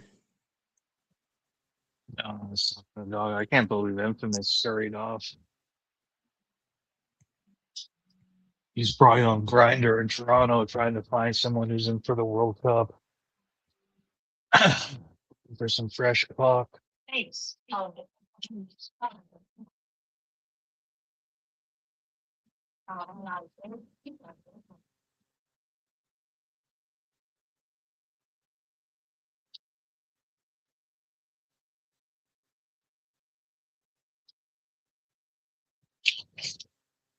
I can't believe it, dude. Grinder is publicly traded on the stock exchange. I think the ticker is GRND. Those frickin' faggots. What does the world come to?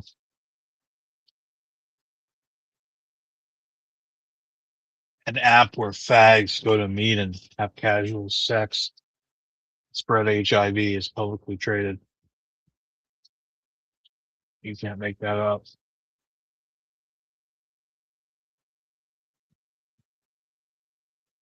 And I think the market cap's like $3 billion.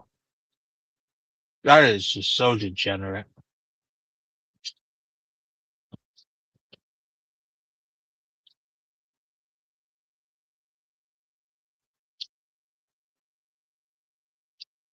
Oh, it is at 2:30 already.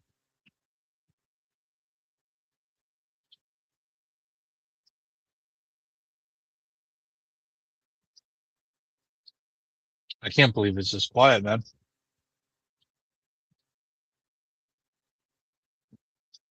Not even Fanbo showing you support right now.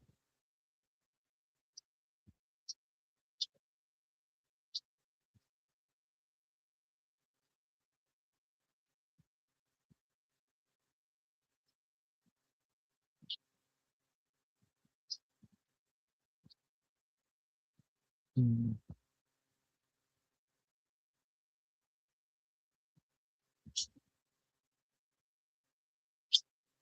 Why did Fanbo turn?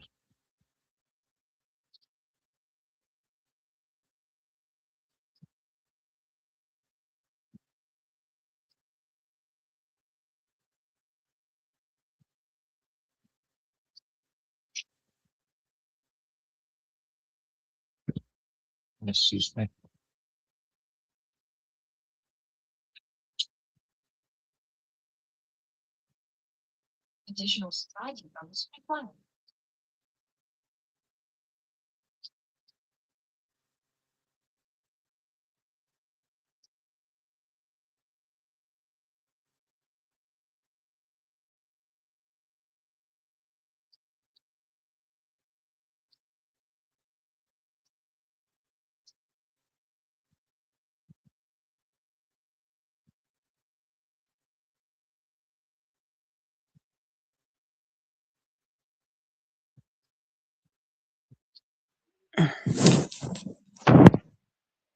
Oh, Where's Fambo?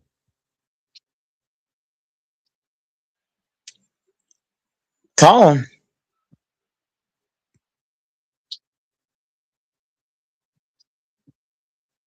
He won't pick up.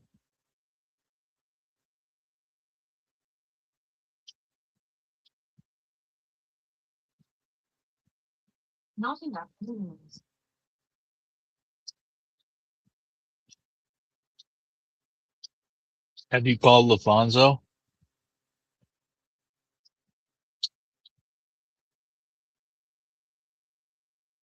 Have you called Michigan? Respect bordering on reverence. LaFonso's not coming on. Tommy touched her sleeve. What about debates? Before Claire could answer, a woman appeared. I don't know about debates. I know LaFonso said he was gonna hop on, but something came up, so he's not coming on. Debates might hop back on, but he might hop all the time where everybody sleep.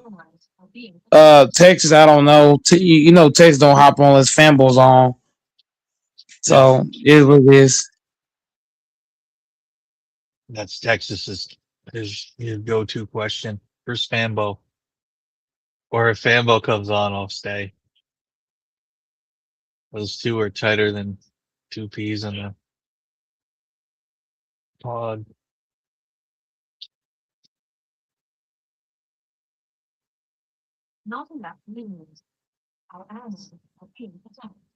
The debates is probably getting nasty with the old lady.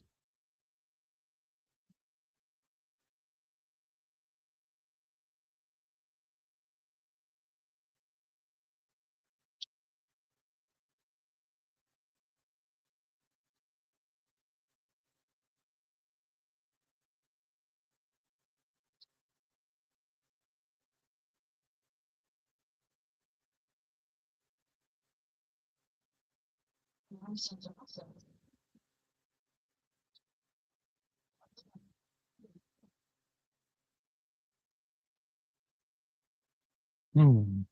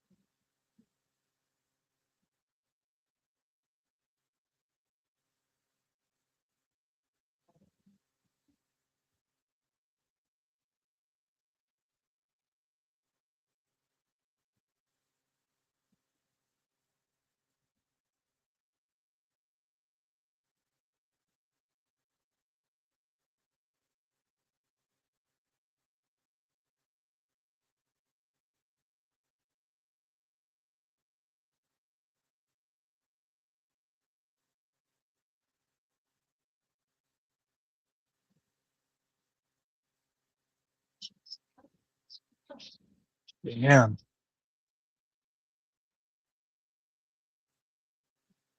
The fuck's quiet.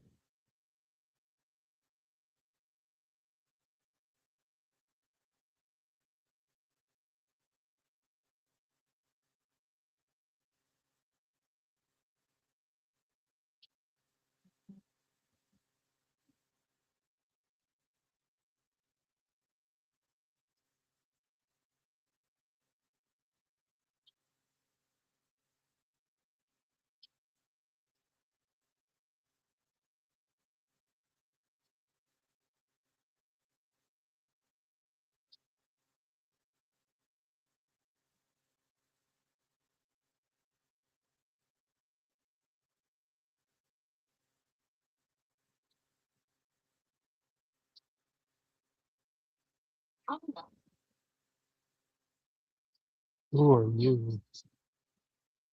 Who are you? Ooh, ooh.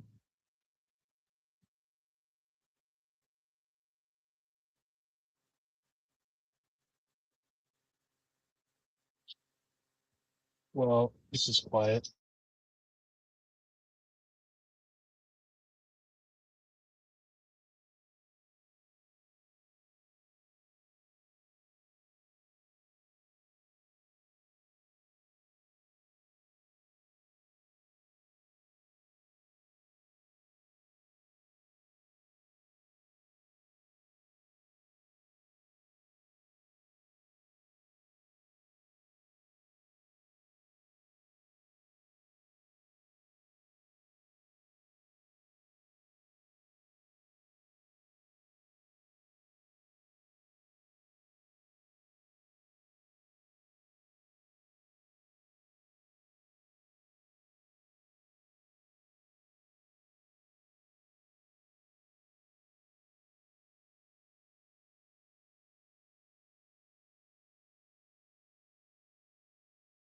$5 with usage and shit.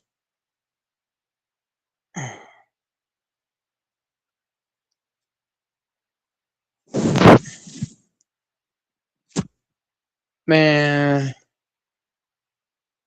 some big titties. Oh, chick with nice tits and nice. I ain't gonna lie to you, bro. Chicks don't fuck with me.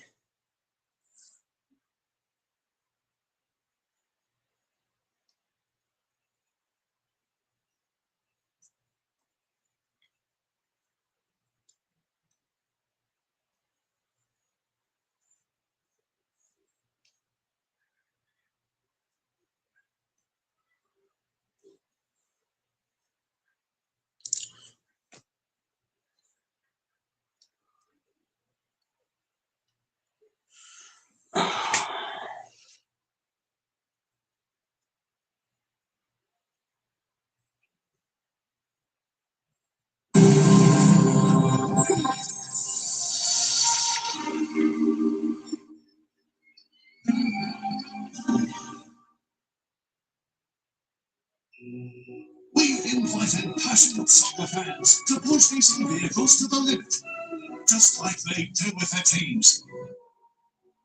Hurry in to bring home a winning offer with the Nissan Summer Sales Event.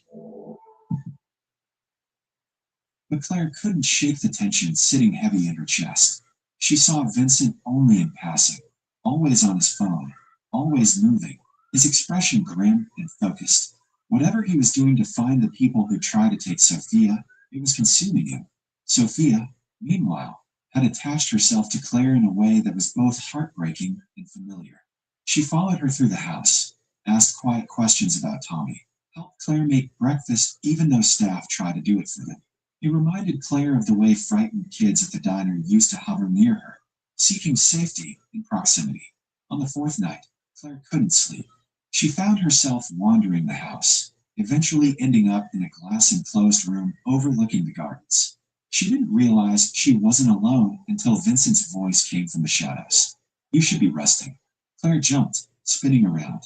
He sat in a chair near the window, a glass of whiskey in his hand, his tie discarded. Exhaustion etched into every line of his face. "I could say the same to you," she said carefully. He smiled faintly. "I don't rest much." She hesitated, then moved closer. "Did you find them?" "Some." And his expression darkened. "They won't be a problem anymore." Claire understood what he wasn't saying. She should have been horrified. Instead, she just felt relieved. "Thank you," she said quietly, "for keeping us safe." Vincent looked at her for a long moment. "You didn't hesitate." "What? In that alley? You didn't think. You just ran." He shook his head slightly. "Most people freeze, or run the other way." Claire shrugged. "I'm a mom. We don't get to freeze." Something shifted in his eyes. Respect, maybe, or understanding. "Sophia adores you," he said. "She's a good kid. She lost her mother 3 years ago." His voice went quiet. "I haven't seen her smile like this since." Claire's chest tightened. Vincent stood, crossing to the window. "When this is over, I'll make sure you're taken care of. Money, housing, whatever you need. I don't want your money." He turned, surprised. I helped her because it was the right thing to do, Claire continued. Not because I wanted something from you. Vincent studied her with an expression she couldn't read. Then, slowly, he nodded. That, he said softly, is why you're still here.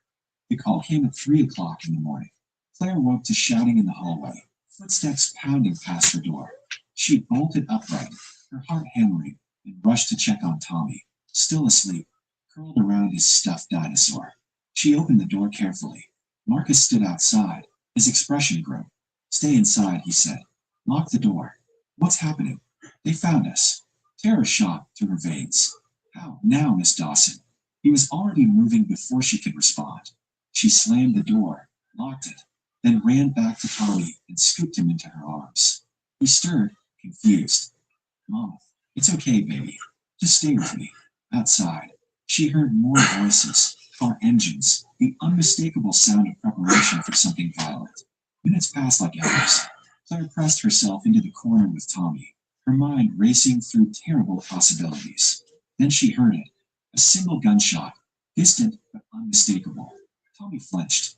Claire held him tighter, her breath coming in shallow gasps. More shots followed, shouting, breaking glass, and then silence. The silence was worse. Claire stared at the door, every muscle locked, waiting for it to burst open, for someone to come through. A knock. Soft. Controlled. Claire. Vincent's voice. It's over. Open the door. She didn't move immediately, fear still coursing through her. Claire, he said again, gentler this time. You're safe. I promise. Slowly, she stood, Tommy still in her arms, and unlocked the door. Vincent stood in the hallway, his shirt torn at the shoulder, a bruise darkening along his jaw, but his eyes steady and calm. It's finished, he said. They're gone. All of them. Claire's legs nearly gave out from relief. Vincent stepped forward instinctively, his hand steadying her elbow. Come, he said quietly. Let me show you something. He led her through the house to his private study, a room she hadn't seen before, lined with dark wood and leather-bound books. Sophia sat on a sofa inside, wrapped in a blanket, her eyes red but calm. When she saw Claire, she stood immediately. Are you okay? Claire nodded, setting Tommy down gently. We're fine. Vincent moved to his desk and pulled out a thick envelope. He held it out toward Claire. What is this? She asked. Everything I promised. Enough to start over somewhere safe. New identity if you want it. A house. Security. He paused. Freedom. Claire stared at the envelope, then at him. You're letting us go. I'm giving you the choice. His voice was steady. You saved my daughter. I've repaid the debt. What you do now is entirely up to you. For a long moment, Claire didn't speak. She looked at Sophia, who watched her with quiet hope. At Tommy, yawning against her leg. At Vincent, who had kept his word in every way that mattered. What happens to you now? She asked. Vincent's expression softened slightly. I rebuild. Make sure nothing like this happens again. And Sophia?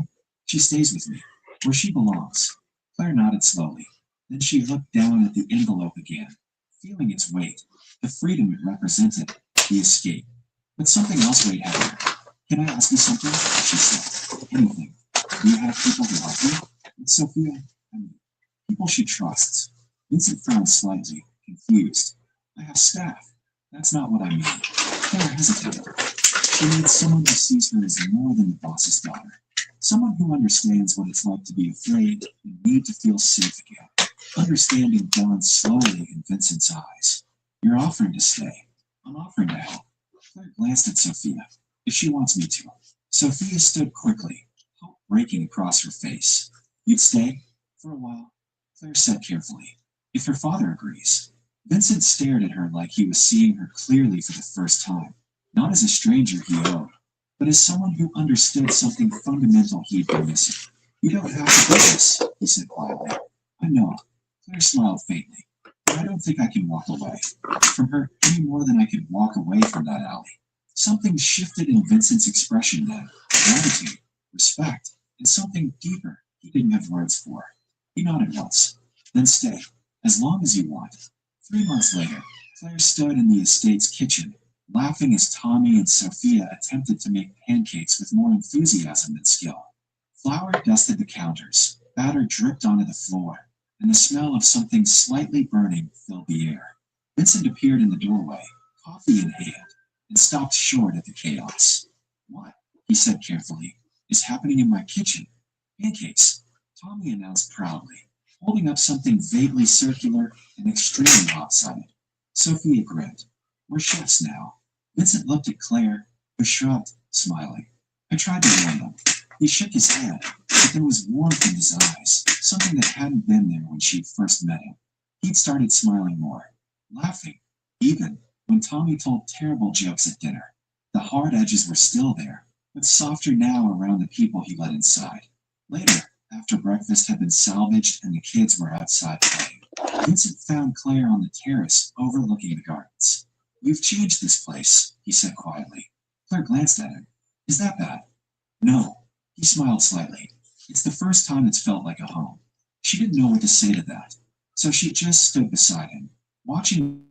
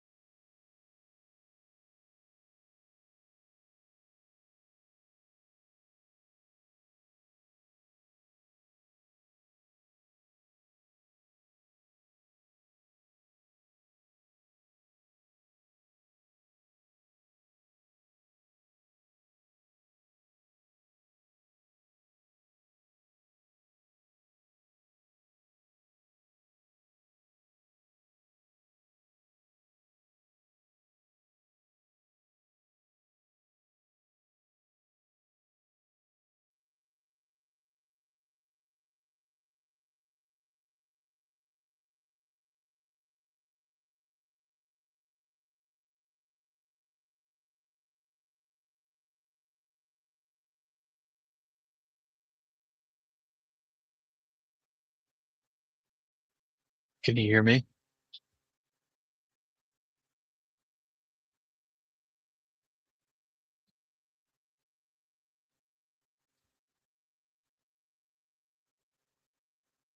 Hello? That's always weird.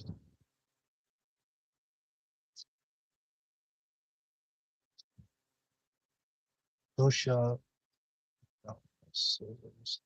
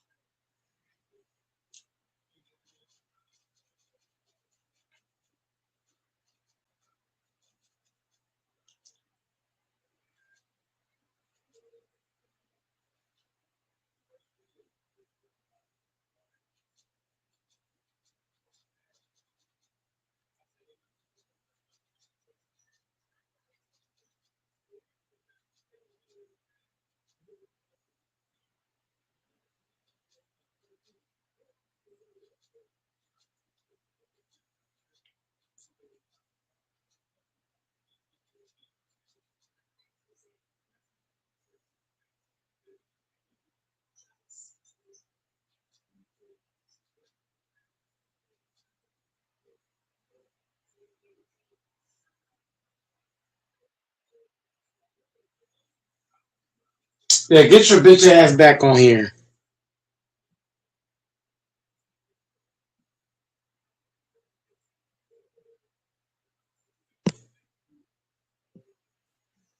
Yeah, get your bitch ass over here. I wonder where Texas and Fanbo are. They're missing in action. Does Fanbo come on at all tonight?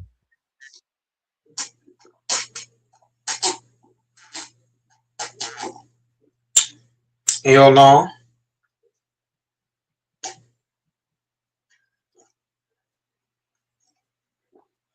I know Texas has a kid on the way, so maybe that's what's got him busy.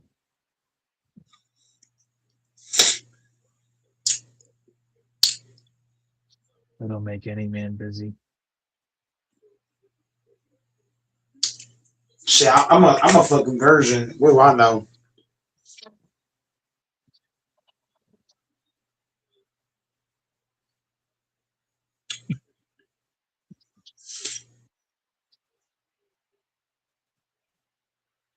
And you got Texas. That dude's a piece of work. He's a character. Being a virgin at 30 years old is impressive. You're not a virgin. Yeah, I am. I don't smoke. I don't drink. I'm a virgin. Interesting.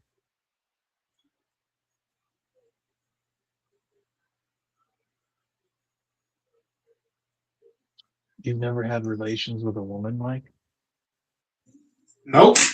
That's why I despise women.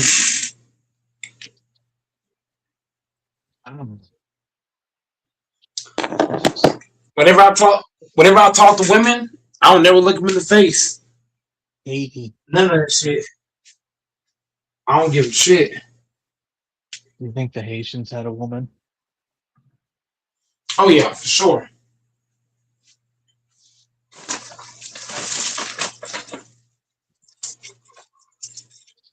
You ever take a shit and nothing comes out but water? That reminds me of HC Picks. HC Picks is like a watery turd. That sounds nasty as fuck, Doris. I wanted it to be. It's not like it need to be slapped. Next time I take a super messy shit, I'm going to turn on HC's channel and put him front and center. Man, I've been eating pretty good, man. HC. I've been eating like a king. Mr. and Mrs. Pitts. It's bulking season, Doors. Yep. Getting big, man. Getting big. Putting on that weight, man. Oh boy. Big boy Mike. Big body. Father's Day. It's the 21st. Tomorrow's Flag Day. Interesting.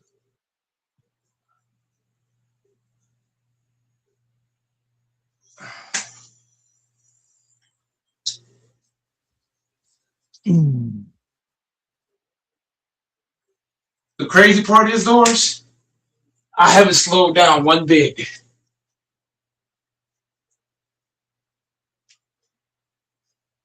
I've only gotten faster. I've been eating, I've been bulking up and not losing no speed. I'm a lot faster, Doris. I'm a lot faster than I look. A lot of people say I can't run fast. I'm fast as fuck.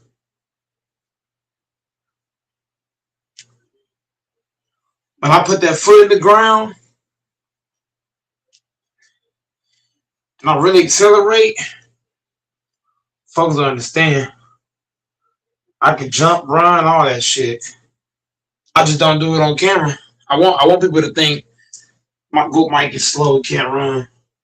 I could jump any fence with my eyes closed.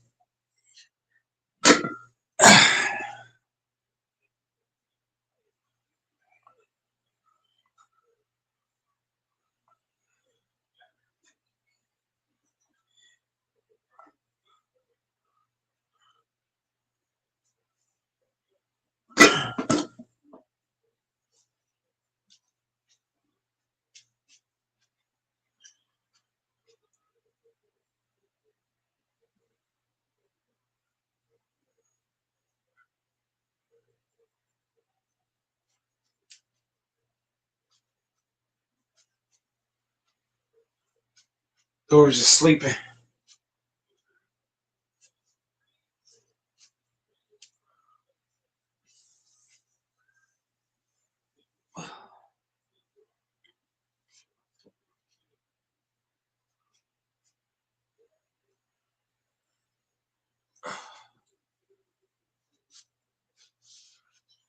All right, let's see how many times I can do this shit.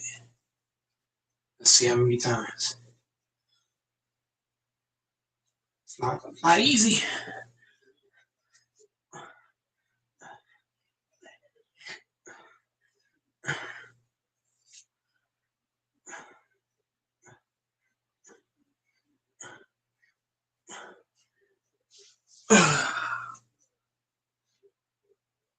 I think Texas is probably changing diapers.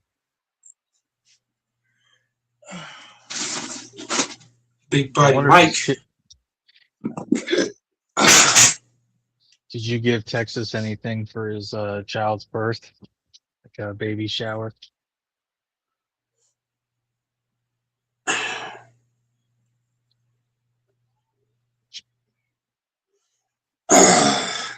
No comment. Well, I guess you did with this bet.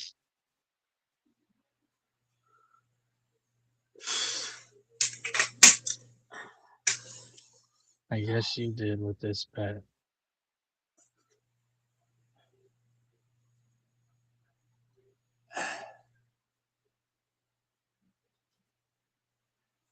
But yeah, man, I don't be talking to women like that. I'll try to avoid women. I ain't gonna lie to you. I try to avoid them motherfuckers. Hi bye. Hi bye. Straight like that. Hi bye. Hey, what's up? Hi bye. Oh, that's a touchy If you ain't trying subject. to fuck, if a bitch ain't if a bitch ain't trying to fuck, I ain't trying to talk. Period. I don't be trying to talk to no bitches. If you ain't trying to fuck, I don't want to hear your mouth.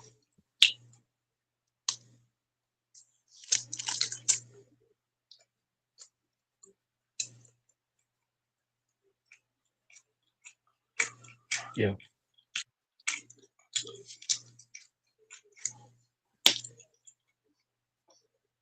Yeah.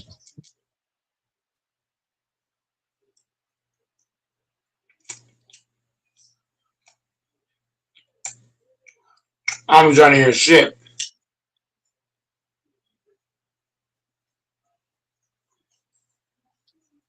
When does the gym open?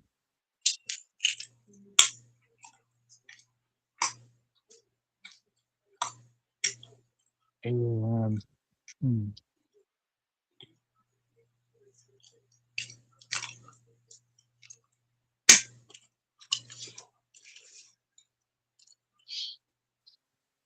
Sorry.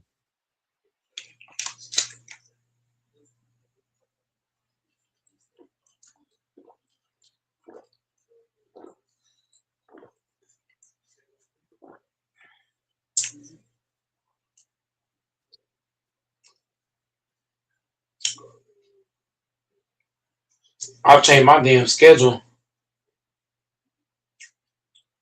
I thought there'd be a lot more engagement today for the finals. Hell no. Maybe everybody's in New York right now partying instead of being on here. But most people don't. Most people don't ride with Go Mike. If I was ABC Well, Bang or if I was Ticket or FYF, it'd be 9, 10 niggas in here. and they're not even fucking with them right now. There's probably people live on Twitch and TikTok in No, you're wrong. You're absolutely no, wrong. that's If what people ABC are Bang, watching right now. Those guys aren't if live right now in New York, but you can keep going with that. once again, you're fucking bullshit. How big are If those ABC Bang, channels?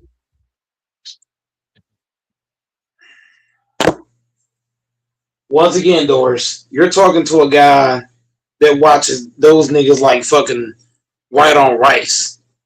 You know, And are they you can't. and are they live? You Are they can't live right now name with me, 20,000 name me, viewers? name me three ABC Bang streams by the title. I wouldn't watch that stupid shit. I don't care about these Okay then, people. so shut the fuck up. I'm Oh, I'm okay then, so shut You the shut fuck the up. fuck up, bitch. Shut up. I'm telling you where people are right Shut now. up. They're on You know TikTok. what I'm talking about. If you can't give me no, if you can't give me names to the, if you can't give me names to the man's You channel, can't you you shouldn't can't be show me talking. that you need to, if to have a rebuttal, you should show me that he's live right Once now in New once again, York if with ABC Bang go coverage. live, what I'm So you're saying is not not making a point. bullshit. If if You're if not making a if point we because live you're using people doors, that I don't give a shit about. doors. I don't give a fuck who you give a shit about. This is my channel. Right? What's Bane's channel? I'll take a look right now. What's the channel called? What's the channel called? Since Oh my god, bro. you're so obsessed with him, you talk Once about him again, incessantly. What's the channel called? doors. You can't tell me what to talk about doors. This is my channel. I don't know what your problem is. You can't tell me who the fuck to talk about on my fucking channel. Who the fuck is you?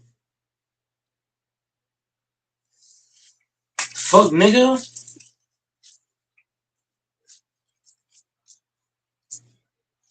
Get your ass cooked, nigga. Trying to talk shit, nigga. Bake your ass like barbecue chicken. Make you get on your motherfucking knees and say, ah.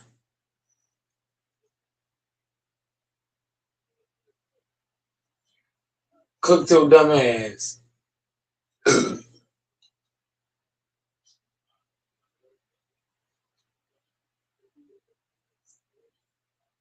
Yeah, nigga.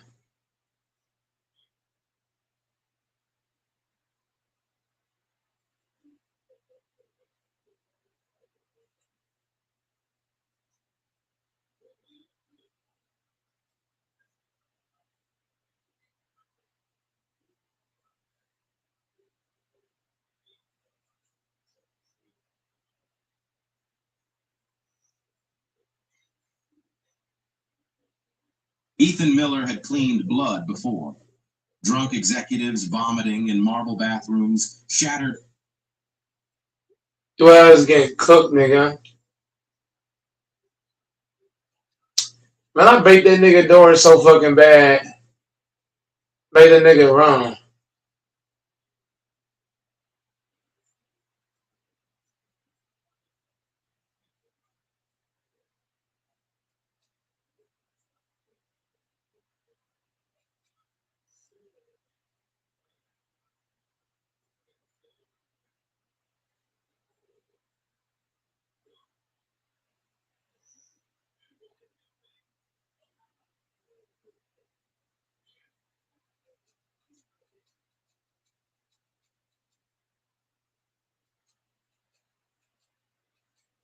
Man, baking doors is too fucking easy, bro.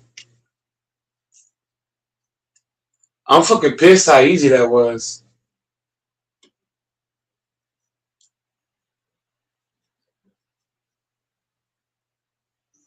Like, it didn't take much.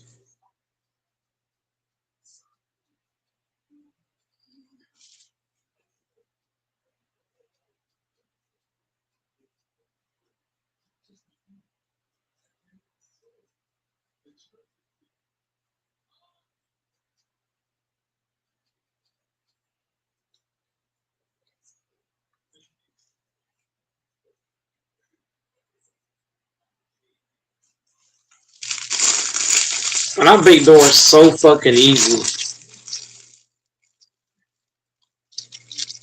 That was too easy, bro.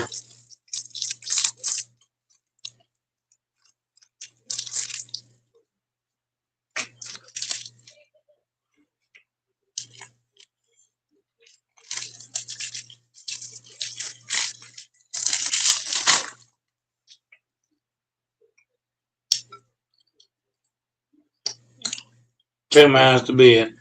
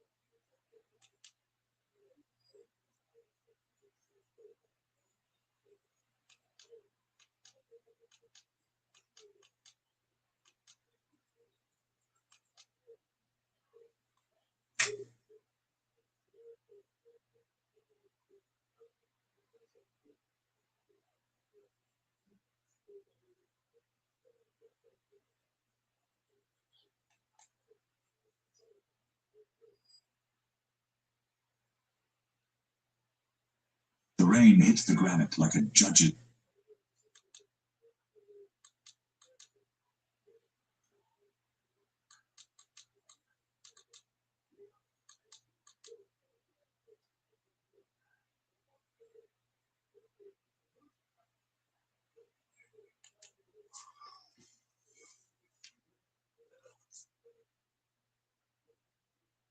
Arya Nolan had been invisible for exactly 3 months, and tonight being invisible was about to save 4 lives.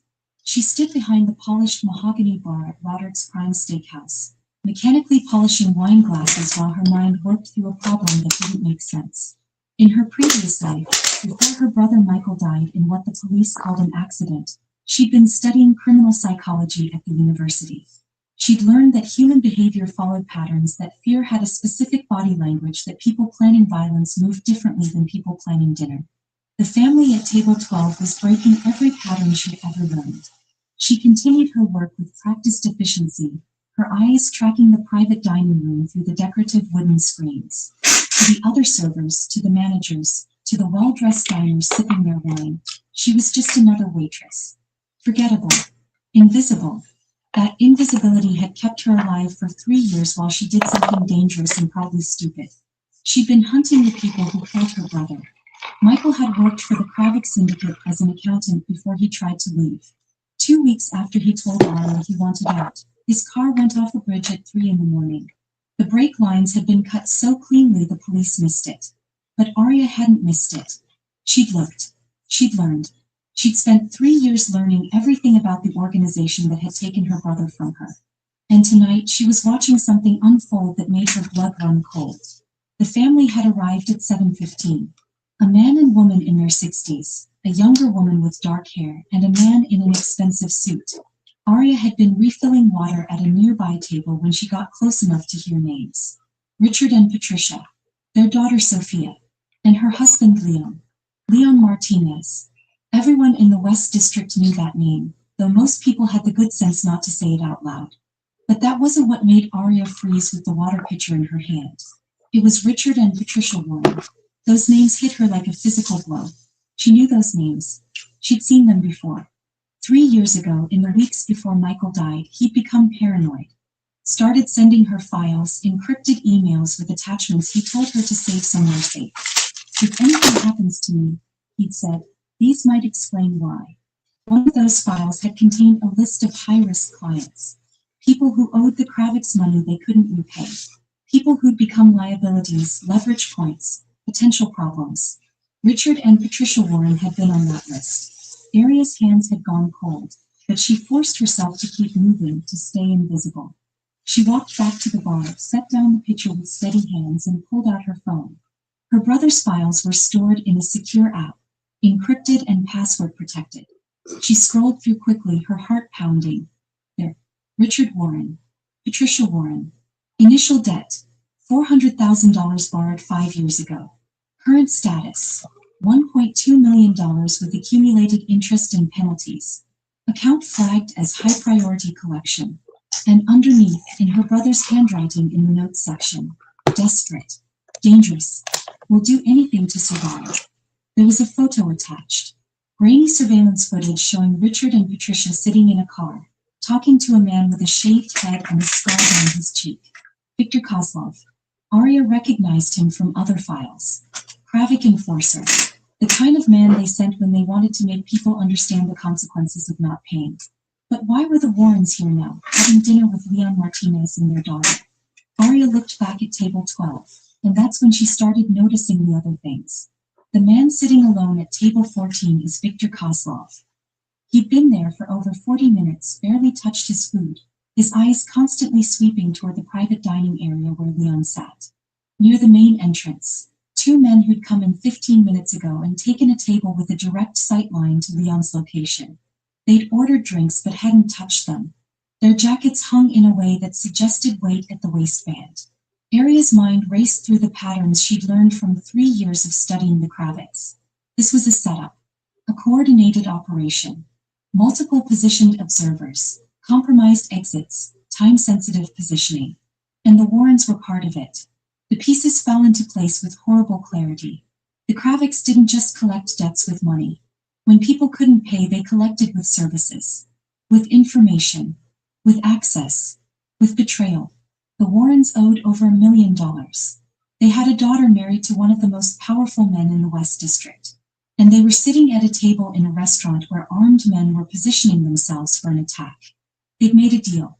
They had to have made a deal. But did Leon know? Did Sophia know? Arya watched the table carefully. Leon looked relaxed, his arm around Sophia's shoulders. Sophia was laughing at something her father said. They looked happy. They looked like a normal family having a normal dinner. They looked like they had no idea this was a trap. Richard and Patricia, though, they were different. Even from across the room, Arya could see the tension in their bodies. The way I Richard's gotta do face some trembled exercise. slightly when he lifted Are his you gun. staying up tonight or are you The way going to bed Patricia soon? kept pressing her daughter's hand as she was saying goodbye.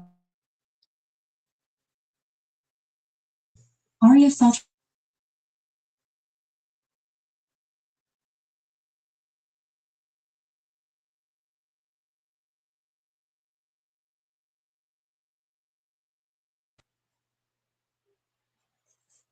I'm done with the stream unless somebody else hops on.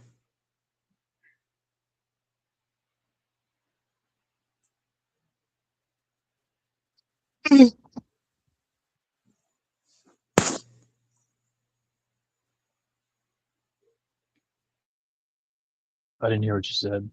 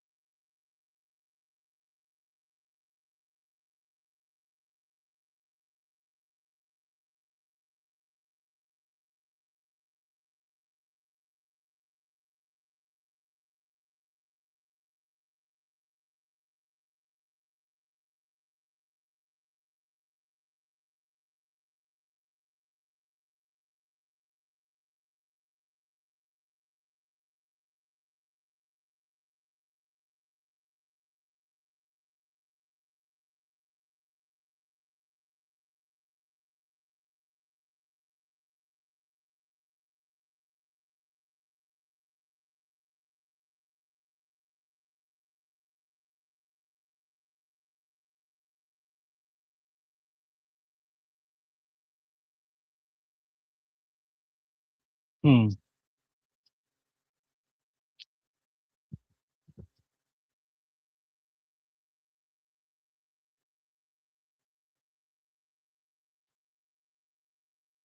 Oh boy.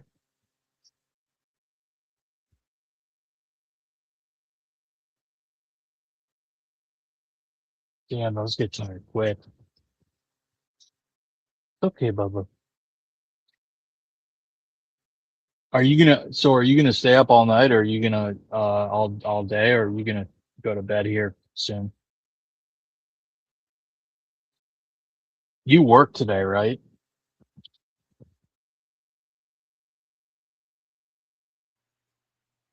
In Dallas it's like what, 150? So it's still not so bad. It's just you, Doris. It's all you, brother. You taking off?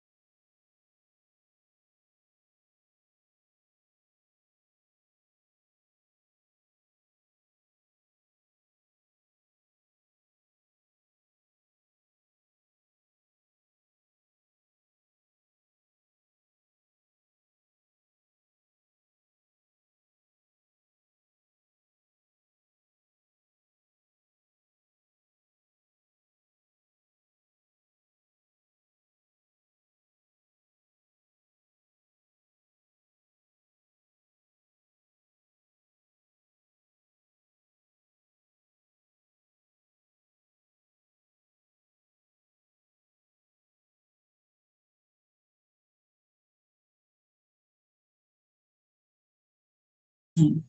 Kravik Syndicate. At a family dinner Richard and Patricia had arranged. He looked at them in the rearview mirror.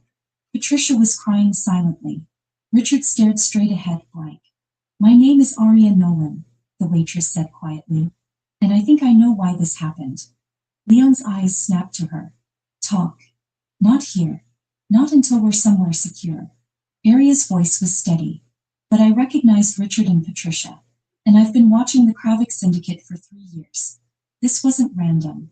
The car fell silent except for the engine and Patricia's muffled sobs. What does she mean? Sophia asked, turning to her parents. Mom? Dad? Richard opened his mouth, closed it. No sound came out. We'll talk when we're safe, Leon said firmly. The safe house was a converted warehouse, nondescript outside but fortified inside. Leon's men were already there. As they filed inside, Leon's mind ran through scenarios, threat assessments. Leon got Sophia settled on a couch with blankets.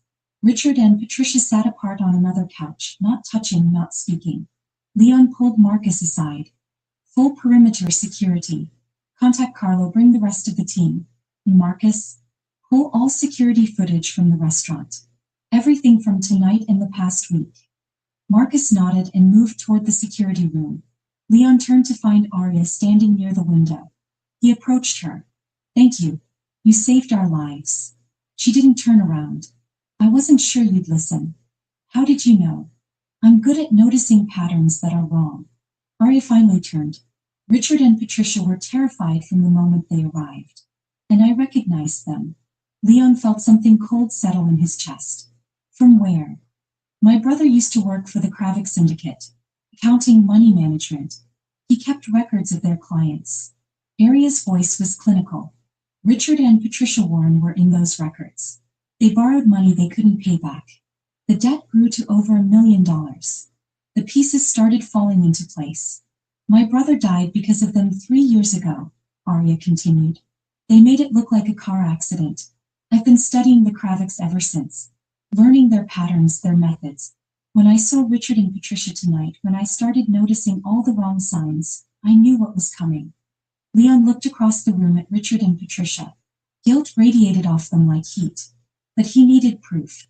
I need you to tell me everything you know about the Kraviks, Leon said. She nodded. On one condition. When you go after them, I'm there. I watched them fall. For my brother. Leon understood revenge. Deal. A knock interrupted them. Marcus entered with a laptop. Boss, we got the security footage. You need to see this. Leon felt his stomach tighten. Show me. Marcus pulled up video feeds. This is from 3 days ago. The screen showed the restaurant's back alley, timestamp reading 11:47 p.m. At 11:52, a car pulled in. Richard got out. Patricia emerged from the passenger side. 2 men approached from the shadows. Professional enforcers. One had a shaved head and a scar running down his cheek. Richard was pleading. Patricia was crying. The scarred man was talking, gesturing sharply. Near the end, he showed Richard something on a phone. Richard's entire body seemed to collapse. Patricia covered her mouth. The scarred man talked for another minute, making a throat-cutting gesture. Richard nodded. Patricia nodded. Both crying. The scarred man handed Richard something small. Then the enforcers left. Richard and Patricia stood there for 5 minutes before getting in their car. Marcus pulled up another file. 2 days ago. Same alley. Richard alone meeting the same men. Richard handed over papers. The scarred man gave him what looked like a phone. And yesterday morning, Marcus said, showing coffee shop footage. Coffee shop 2 blocks from their house. Richard sat at a table. A different man in an expensive suit sat down, talked for 11 minutes. Richard's hands shook visibly. Near the end, the man said something that made Richard close his eyes in pain. We ran facial recognition, Marcus said. Viktor Kozlov, known Kravik enforcer. Dmitry Volkov, same organization. The suit is Alexei Petrov, higher level collections. Leon felt something dark settling in his chest. His in-laws had met with Kravik enforcers 3 times in 3 days. One more thing. Marcus held up an evidence bag containing a cell phone. Found hidden in their car. Burner phone. Only 3 Kravik contacts. Most recent text came at 7:15 tonight, 40 minutes before the attack. He turned the phone so Leon could read the screen. Keep them at table until 7:55. No excuses. No delays. Debt forgiven after.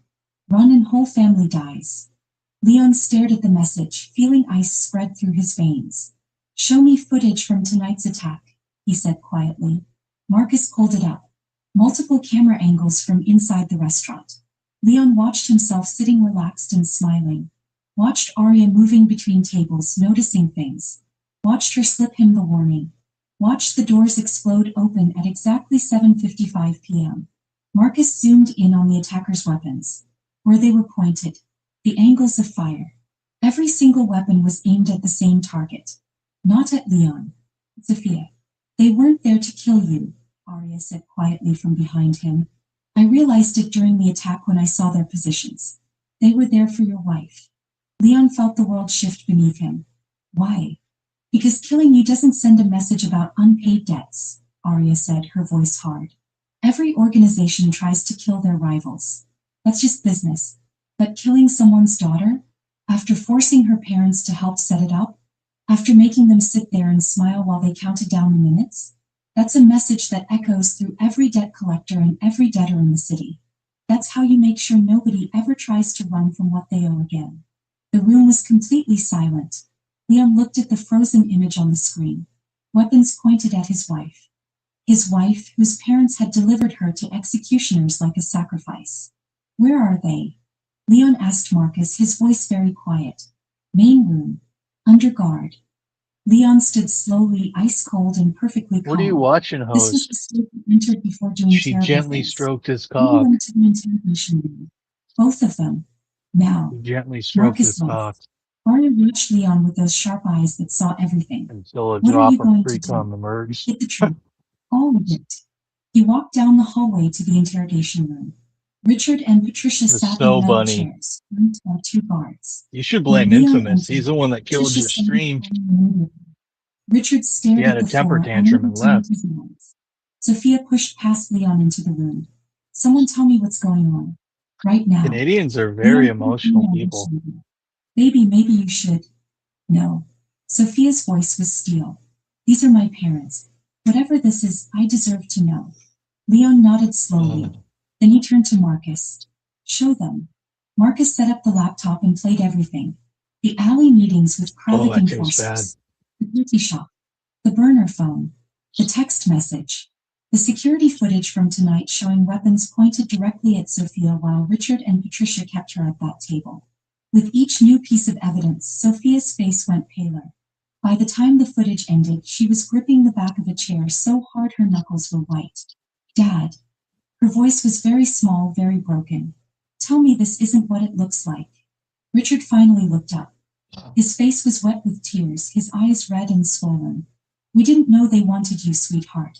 I swear to God, we think they wanted Leon. They said they just wanted Leon. You gave them my location. Sophia's voice was shaking now, rising with each word. You set up my birthday dinner. You kept me at that table. You gave armed men my exact location and the exact time I'd be there. They said they'd kill us. Patricia burst out, her voice raw with desperation. They said if we didn't help them, they'd kill our whole family. Your father owed them over $1 million. We didn't have a choice. You had a choice.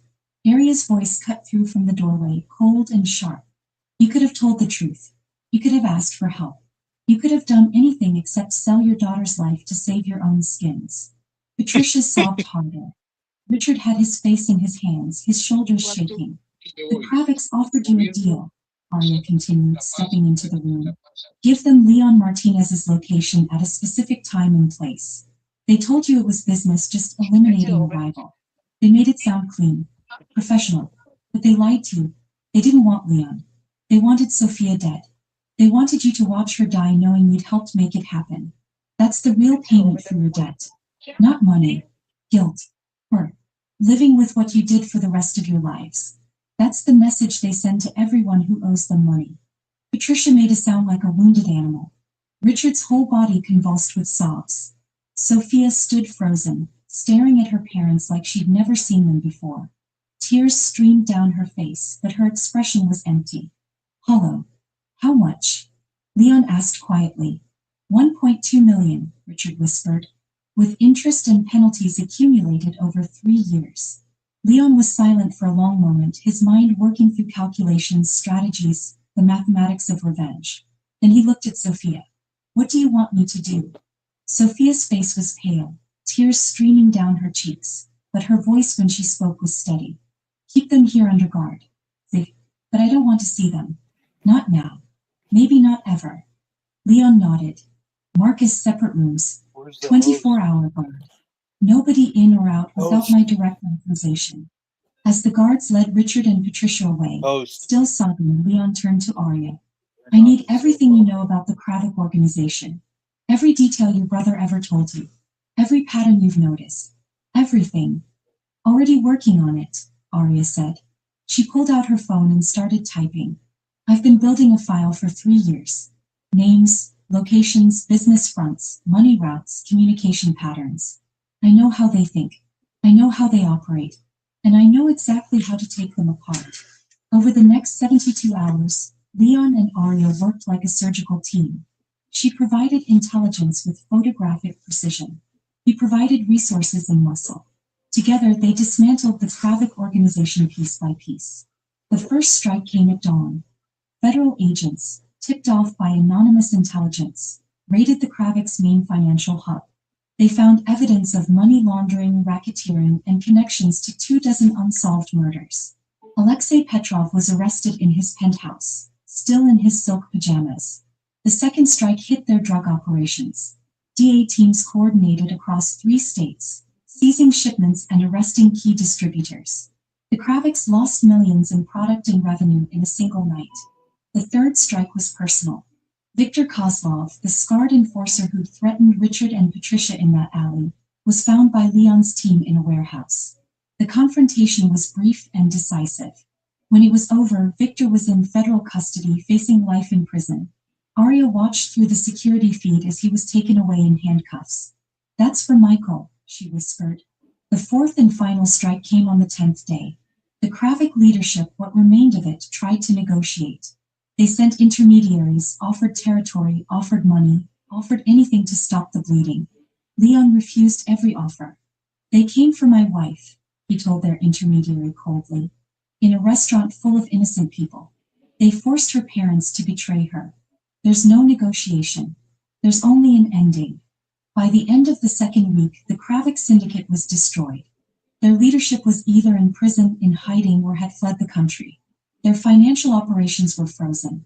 Their street operations had been absorbed by other organizations or dismantled by law enforcement.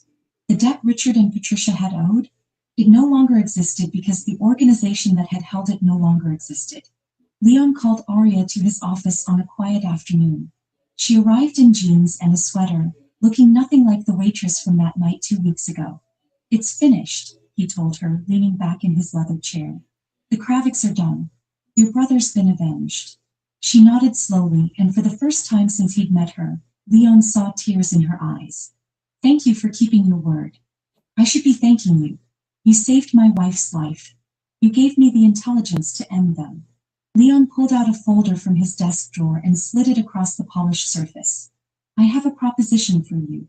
Arya opened the folder, scanning the contract inside. Intelligence advisor, Leon said. You have skills I desperately need. Pattern recognition, threat assessment, analysis. You see things other people miss, connections they never make. The salary is there along with full benefits, security, protection. You'll never have to carry a water pitcher again unless you want to. Arya was quiet for a long moment, reading through the terms carefully. What about Richard and Patricia? Leon's expression hardened, his jaw tightening. They're alive because Sophia asked me to spare them, but they're cut off completely. No money, no contact, no access to Sophia unless she specifically requests it. He paused. She hasn't requested it yet. I don't think she will for a long time. And Sophia? How is she handling everything? Healing. Slowly. Leon's voice softened slightly, showing a vulnerability he rarely displayed. She has nightmares sometimes. Wakes up thinking she's still at that restaurant. But she's strong. stronger than I think she knew she was. She asks about you constantly, says you should come to dinner at our home. She wants to thank you properly. Arya smiled, small but genuine. I think I've had enough of restaurants for a while. Maybe for the rest of my life. Then our home. Sophia insists. She's actually a wonderful cook, and there's not a Kravik enforcer within 100 miles. Arya looked at the contract again, then up at Leon. You know I'm not doing this for the money. I know. You're doing it because someone should have warned you, brother.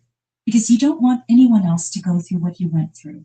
Because you believe people deserve a chance to run before the bullets start flying. Leon stood and extended his hand across the desk. That's exactly why I want you on my team. I don't need more soldiers. I need someone who sees danger before it arrives. Arya stood and shook his hand. Her grip was firm, steady, confident. One condition. If I see something wrong, if I think you're making a mistake or heading toward danger you don't see, I get to tell you. No filters. No politics. No worrying about offending the boss. I wouldn't want it any other way. That's literally what I'm hiring you for. Arya signed the contract right there, her signature quick and decisive. That evening, Leon went home to Sophia for the first time in days without looking over his shoulder. The threat was over. The Kraviks were finished. His wife was safe. She was in the garden, tending to her roses in the fading light, wearing old jeans and a t-shirt that made her look young and peaceful. When she saw him, she set down her shears and came to him, wrapping her arms around his waist and holding on tight. Arya took the job, he said, breathing in the scent of her shampoo. Sophia smiled against his chest. Good. She saved my life. I want her close. I want her protected the way she protected us. Your father called again today. The smile faded. Sophia pulled back slightly, her expression conflicted. I know. They've been calling every day. I'm just not ready yet. Maybe I never will be. Leon pulled her close again, his hand cradling the back of her head. Take all the time you need. Forever if that's what it takes. I've got us. I've got you. That's all that matters. They stood there as the sun set over the city, painting the sky in shades of orange and purple. Two people who'd survived something that should have destroyed them. In Leon's pocket, his phone buzzed with a text from Arya. Her first official message as his intelligence advisor. 3 simple words that told him she was already working, already watching, already protecting them from threats they couldn't see yet. All clear tonight. Leon had built his empire on violence and fear and careful strategy. He'd made enemies and eliminated threats and survived a dozen serious attempts on his life. But he'd never had someone like Arya before. Someone who saw the danger before it arrived. Someone who warned people instead of watching them die. Someone who understood that prevention was worth more than revenge. Maybe that's what he'd been missing all along. Not more firepower. Not more territory. But someone who could whisper warnings before the bullets started flying. Sophia looked up at him, her eyes reflecting the last rays of sunlight, still beautiful despite everything they'd been through. Promise me something. Anything. Promise me we'll never have another family dinner at a restaurant. Ever. For the rest of our lives. Leon laughed, really laughed for the first time in 2 weeks. The sound felt foreign in his throat, almost forgotten. Deal. From now on we eat at home. Always. Where he could control every variable. Where his people stood watch at every entrance.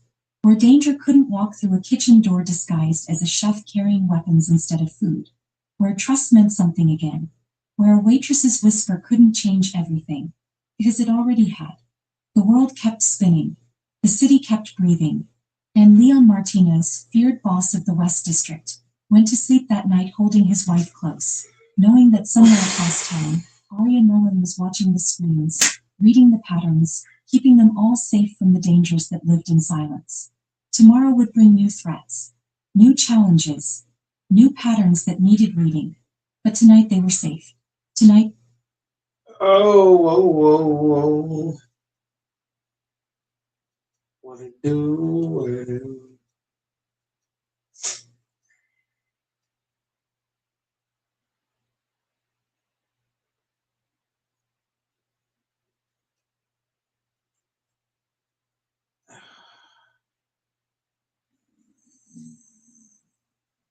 Stephen, you ready for you? Huh? You ready for you? Oh, let's get it.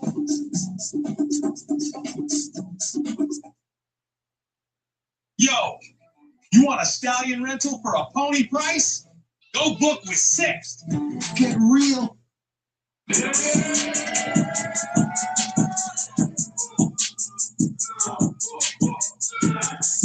so this today I got something different for y'all. I'm probably going to pop this track balloon baseball body. I got my guys on this side with the blue balloon. And then I got my girls on this side with their pink balloon. Before we get into the video, I want to put y'all on this easy way of making money using this app called Test Rope. Now, Test Rope is a free.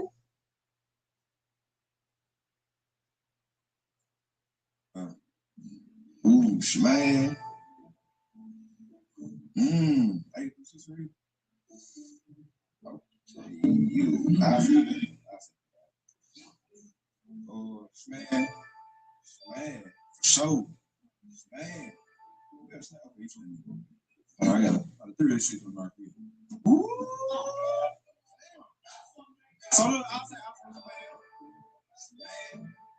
man. So look, I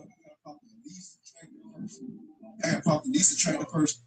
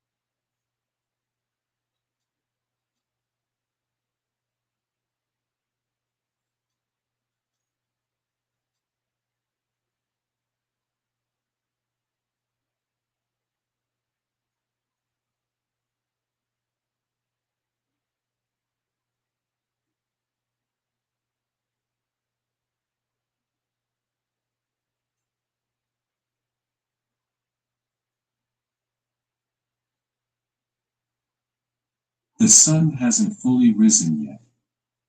Your knees ache just from standing. God, bro.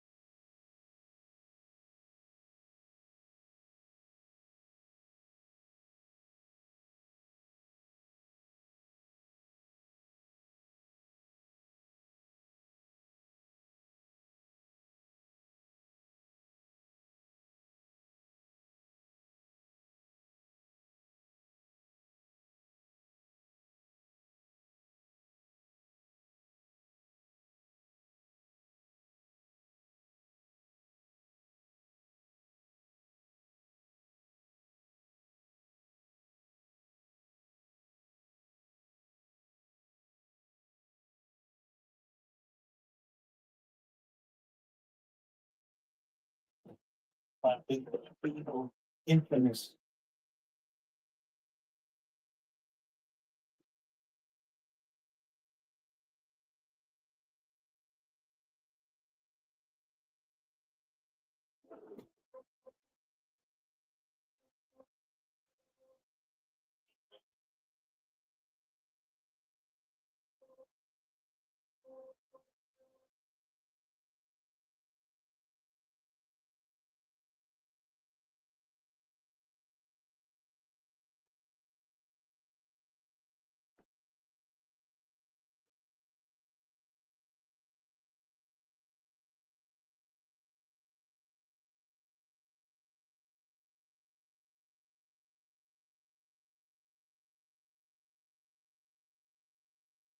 Yo, you there?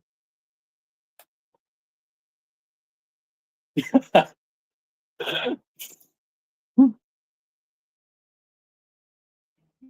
hear you if you're talking.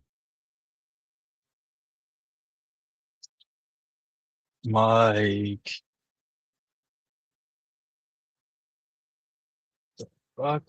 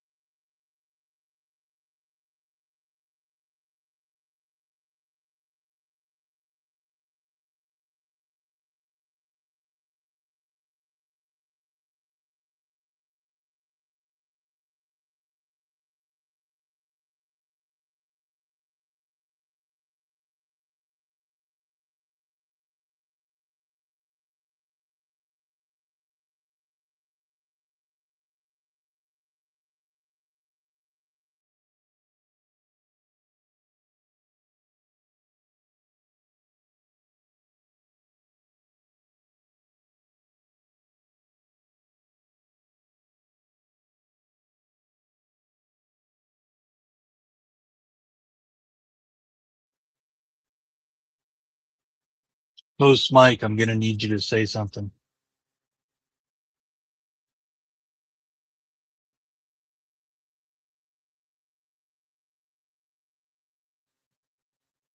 I got an important question for the host.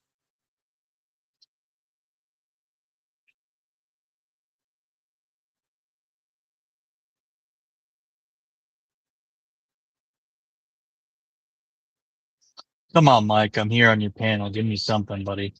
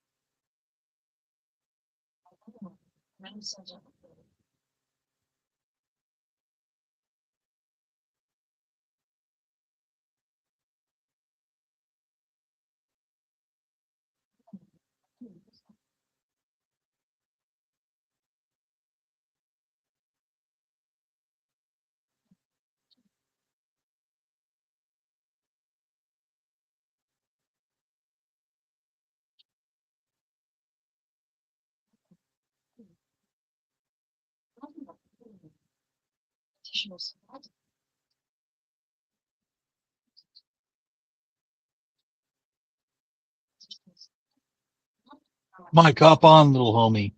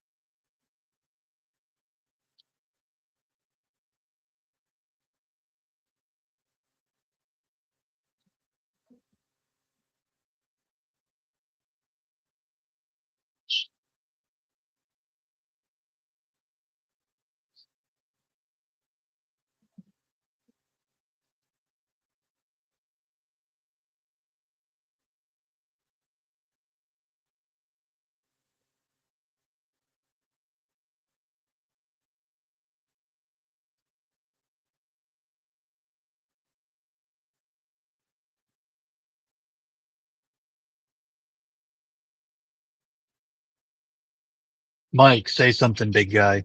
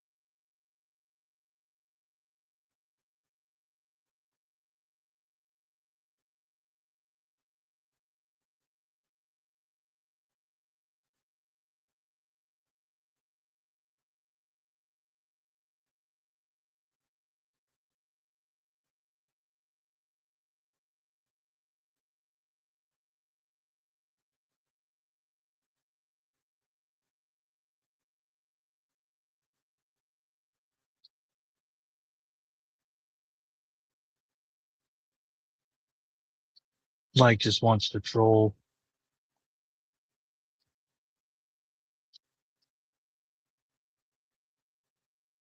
That's not Mamba mentality. That's all I can say. That ain't Mamba mentality. It's a bitch mentality. I didn't think Goat Mike was a bitch.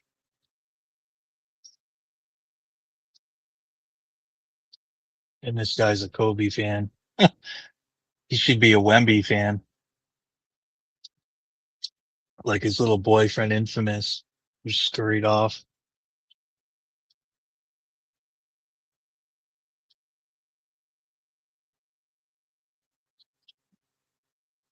You sound like a bitch, Mike, just like that bitch came in here yesterday throwing the slurs. I don't even know why you guys left the play on. Uneducated hillbilly. Talking about divide and conquer.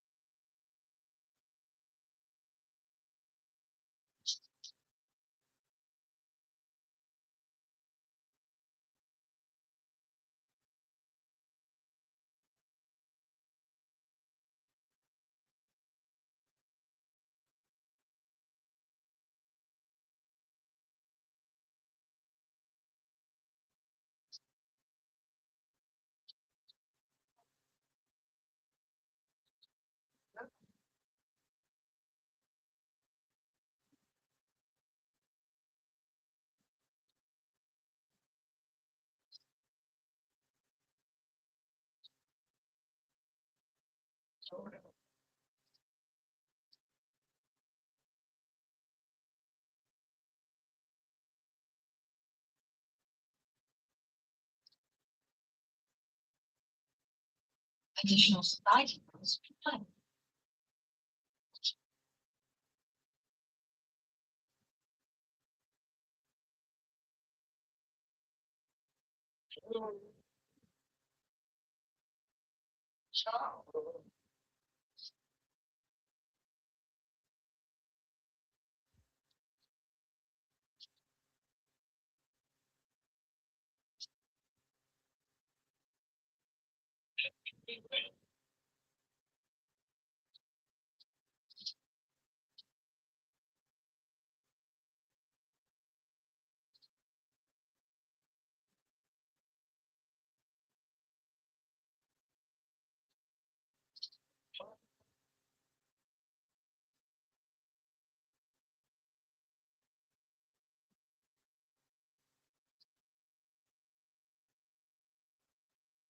Not enough windows.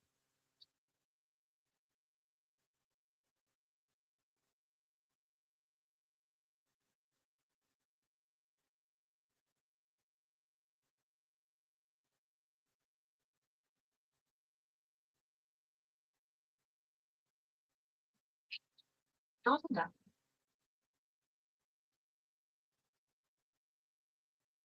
Not enough windows.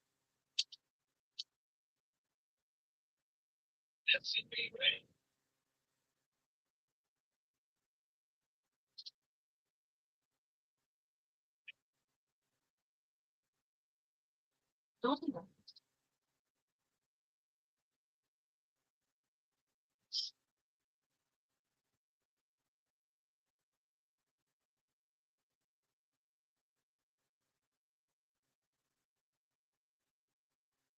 To analyze this.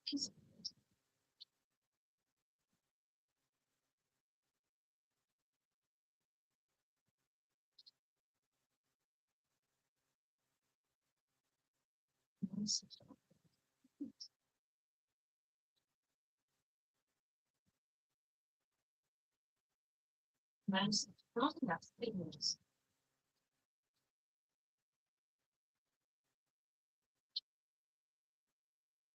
Not enough big news.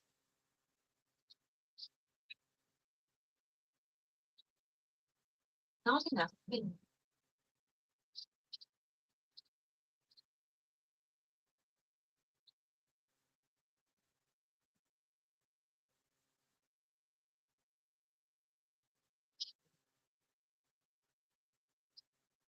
Not enough big news.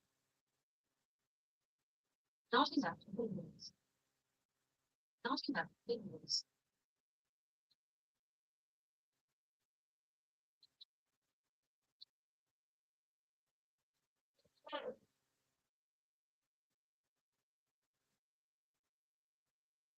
Handling complete.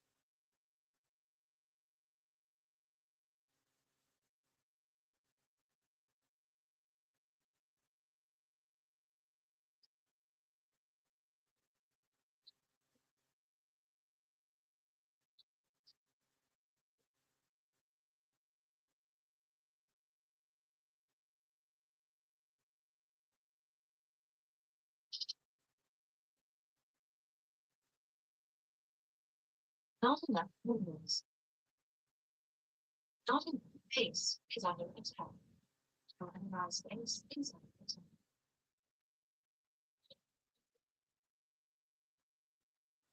Not enough big news.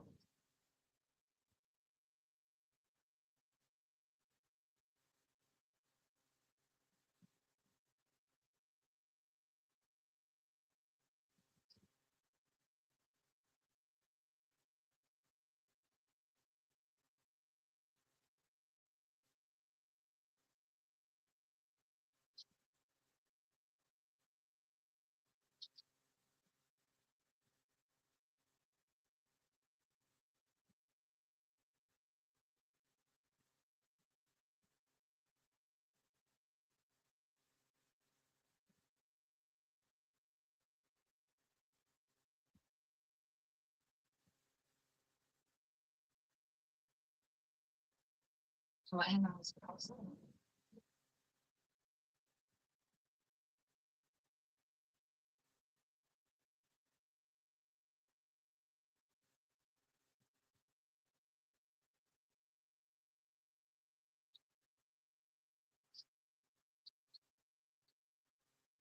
Not enough.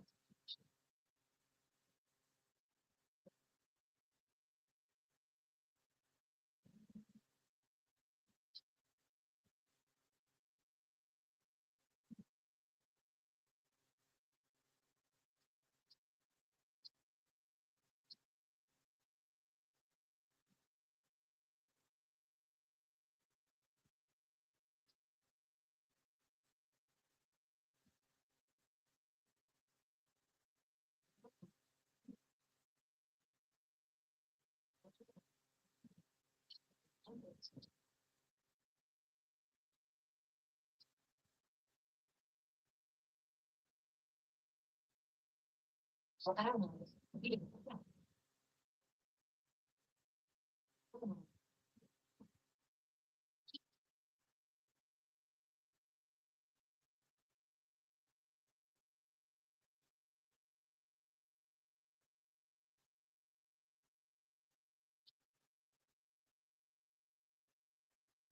To analyze big news.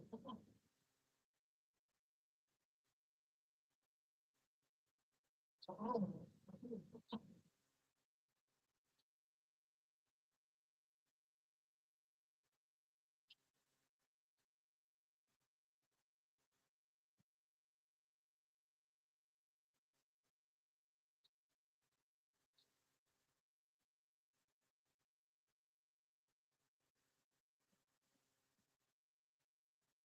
Not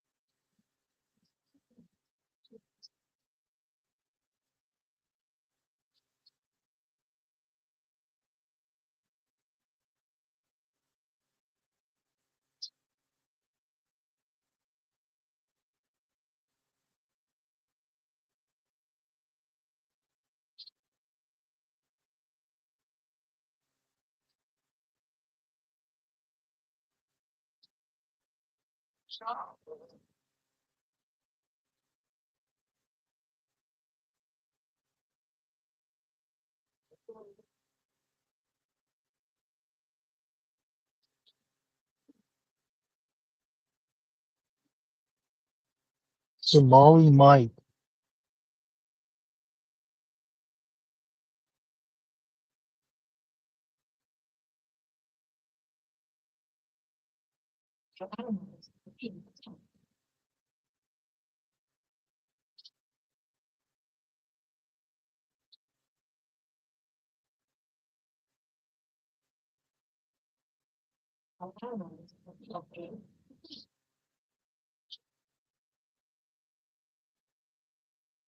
Um,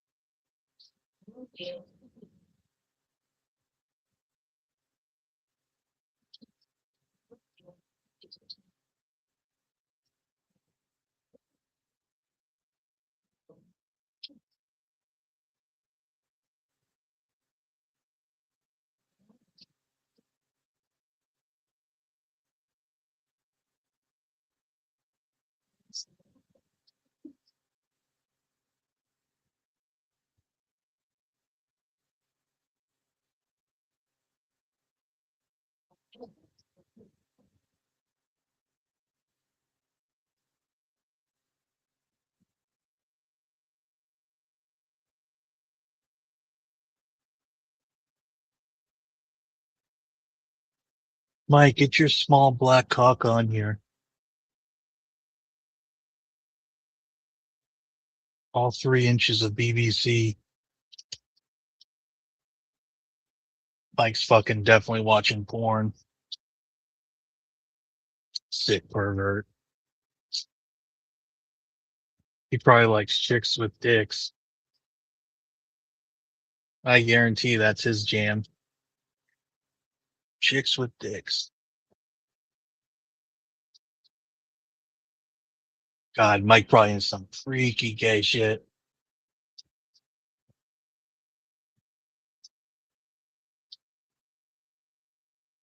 Right, anime stuff.